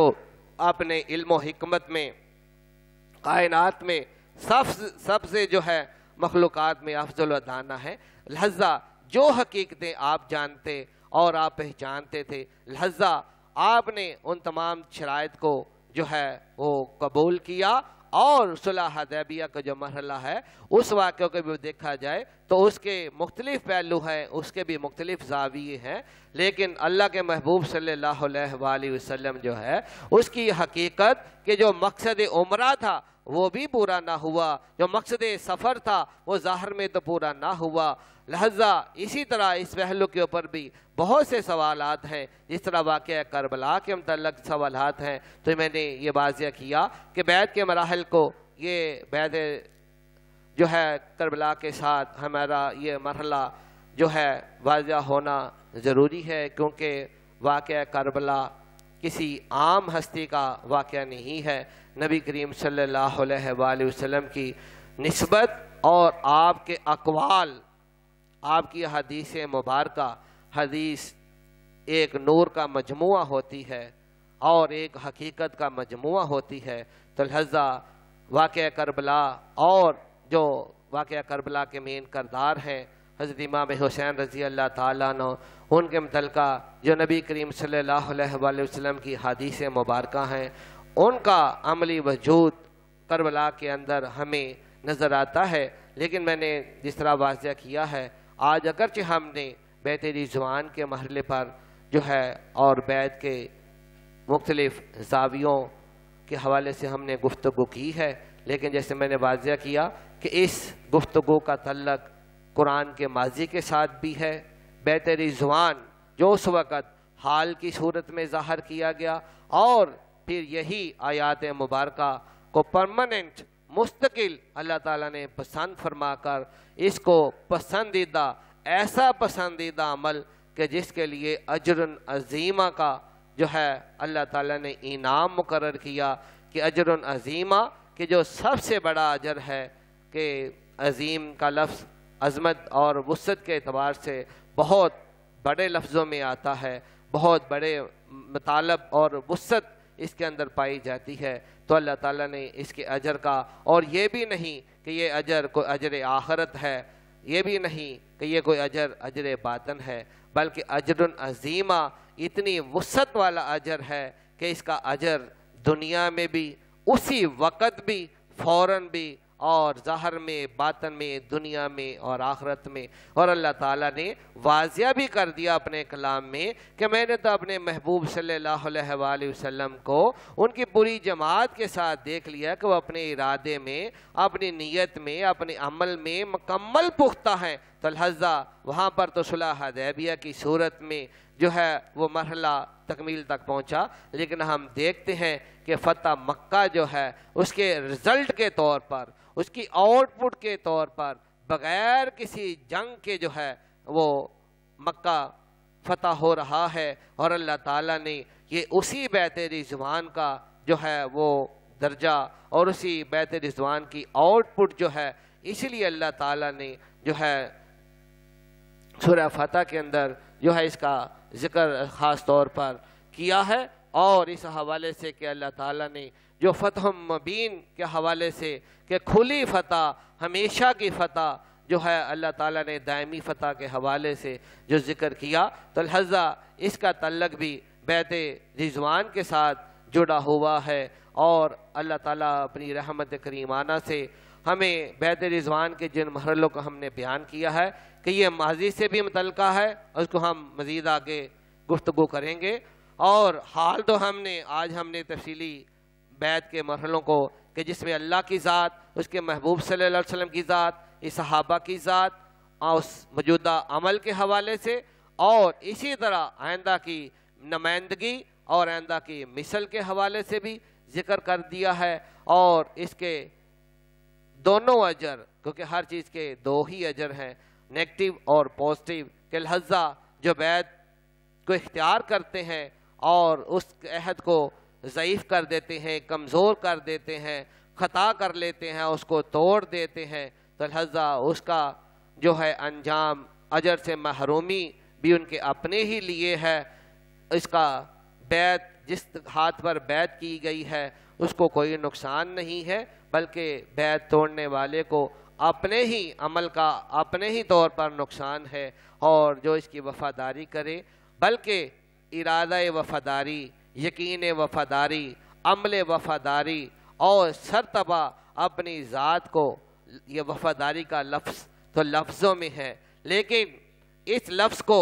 جب ذات کی صورت میں اپنے وجود کے اندر ڈھالا جائے تو وفاداری خود سپردگی کا ہی نام ہے، کہ جب میں نے اپنے آپ کو بیعت کر دیا، فروخت کر دیا، تو لہذا اب میں نے اس اپنے آپ کو فروخت پر قائم رکھنا ہے، نہ اپنے حالات و واقعات کو، نہ شیطان کے وسوسوں کو کسی صورت میں اس نسبت کو کمزور نہیں میں نے ہونے دینا۔ تو لہذا یہ وفاداری کا عہد جب بیعت کرنے والے کے اس مرحلے کے وقت بھی اللہ تعالیٰ، کیونکہ وہ ماضی، حال اور مستقبل کا جاننے والا ہے، وہ اسی وقت پہچان لیتا ہے۔ کیوں؟ ید اللہ فوق ایدیہم، یہ اللہ کا ہاتھ، اس کے محبوب صلی اللہ علیہ وسلم کا ہاتھ بیعت کرنے والوں کے ہاتھ اور ان کی پوری ذات کے اوپر ہوتا ہے، تو لہذا اسی وقت پرکھ لیا جاتا ہے کہ اس کا عہد کمزور ہے، ضعیف ہے، اور یا نامکمل ہے، یا مضبوط ہے اور پورے کا پورا مکمل ہے، تو لہذا اسی حساب سے اجر فوراً شروع ہو جاتا ہے۔ تو وقت کی نزاکت بھی مدنیت ہے، اور جو کہ محرم الحرام کا ایک اشرا ابھی باقی ہے، تو انشاءاللہ اگلی نشست میں ہم اسی بیعت کی حقیقت کو حضرت امام حسین رضی اللہ تعالیٰ عنہ کے اور واقعہ کربلا، جیسے میں نے واضح کیا ہے کہ یہ جو میں نے واقعات بیان کیے ہیں، ہم اگلے نشست میں یہ ضرور واضح کرنے کی کوشش کریں گے کہ یہ ماضی سے مرحلہ چلتا آ رہا ہے، اور نبی کریم صلی اللہ علیہ وسلم کے بیعت رضوان کی صورت میں اس کو قرآن نے واضح کر دیا اور مصدقہ کر دیا، اور مستقل جو ہے اس کو پرماننٹ جو ہے وہ کر دیا۔ تو لہذا اس کا جو آگے مستقبل ہے وہ ہمیں کربلا کے اندر نظر آتا ہے، تو ہم اس کے ابھی ہم نے حال کو بیان کیا ہے، بیعت کے حال کو۔ انشاءاللہ اگلی نشست میں ہم بیعت کے ماضی کو بھی مختصراً بیان کریں گے، اور بیعت کا جو مستقبل ہے جو ہمیں کربلا میں واضح طور پر نظر آتا ہے، وہ انشاءاللہ اگلے مرحلے میں ہم بیعت کے مستقبل کو جو ہے وہ واقعات کربلا کے حوالے سے، اس کی کربلا کے میں نے جیسے واضح کیا ہے کہ بہت سے پہلو ہیں، اور اس کا جو ایک بہت حقیقی پہلو ہے کہ جس طرح ایک جسم ہے اور اس کی ایک روح ہے، تو لہذا جب روح نکل جائے تو جسم جتنا مرضی تندرست ہو تو بے معنی ہو جاتا ہے۔ بے معنی سے مراد کہ فقط اس کو قبر میں داخل کرنے کے سوا کوئی چارہ باقی نہیں رہتا۔ تو لہذا اسی طرح واقعات کربلا کے بہت سے پہلو ہیں، تو لہذا یہ بیعت جو ہے اس واقعہ کی ایک روح ہے، تو لہذا اس کو ہم انشاءاللہ بیعت کے مرحلے کو ہم نے قرآن پاک کے حال کی صورت میں، جس میں قرآن پاک نے بیعت کو واضح کیا، اس کے مراحل کو واضح کیا، اور اس کی مستقل حقیقت کو واضح کیا، اور اس کے اجر کو بھی واضح کیا، اور اس کے نقصان توڑنے کو اور اس کے وبال کو بھی واضح کیا۔ انشاءاللہ اگلے مرحلے میں ہم اس کے مختصراً ماضی اور تفصیلی مستقبل کے حوالے سے، واقعہ کربلا کے حوالے سے ذکر کریں گے۔ اللہ تعالیٰ اپنی رحمت کریمانہ کے ساتھ جو کچھ گفتگو کی گئی ہے، اس میں جو بھی خیر ہے اس خیر کو سمجھنے اور عمل کرنے کی ہمیں توفیق عطا فرمائے۔ جانے انجانے کی اگر کوئی بھی خطا ہے تو معافی اور پناہ کی بخشش عطا فرمائے۔ وما علینا الا البلاغ المبین۔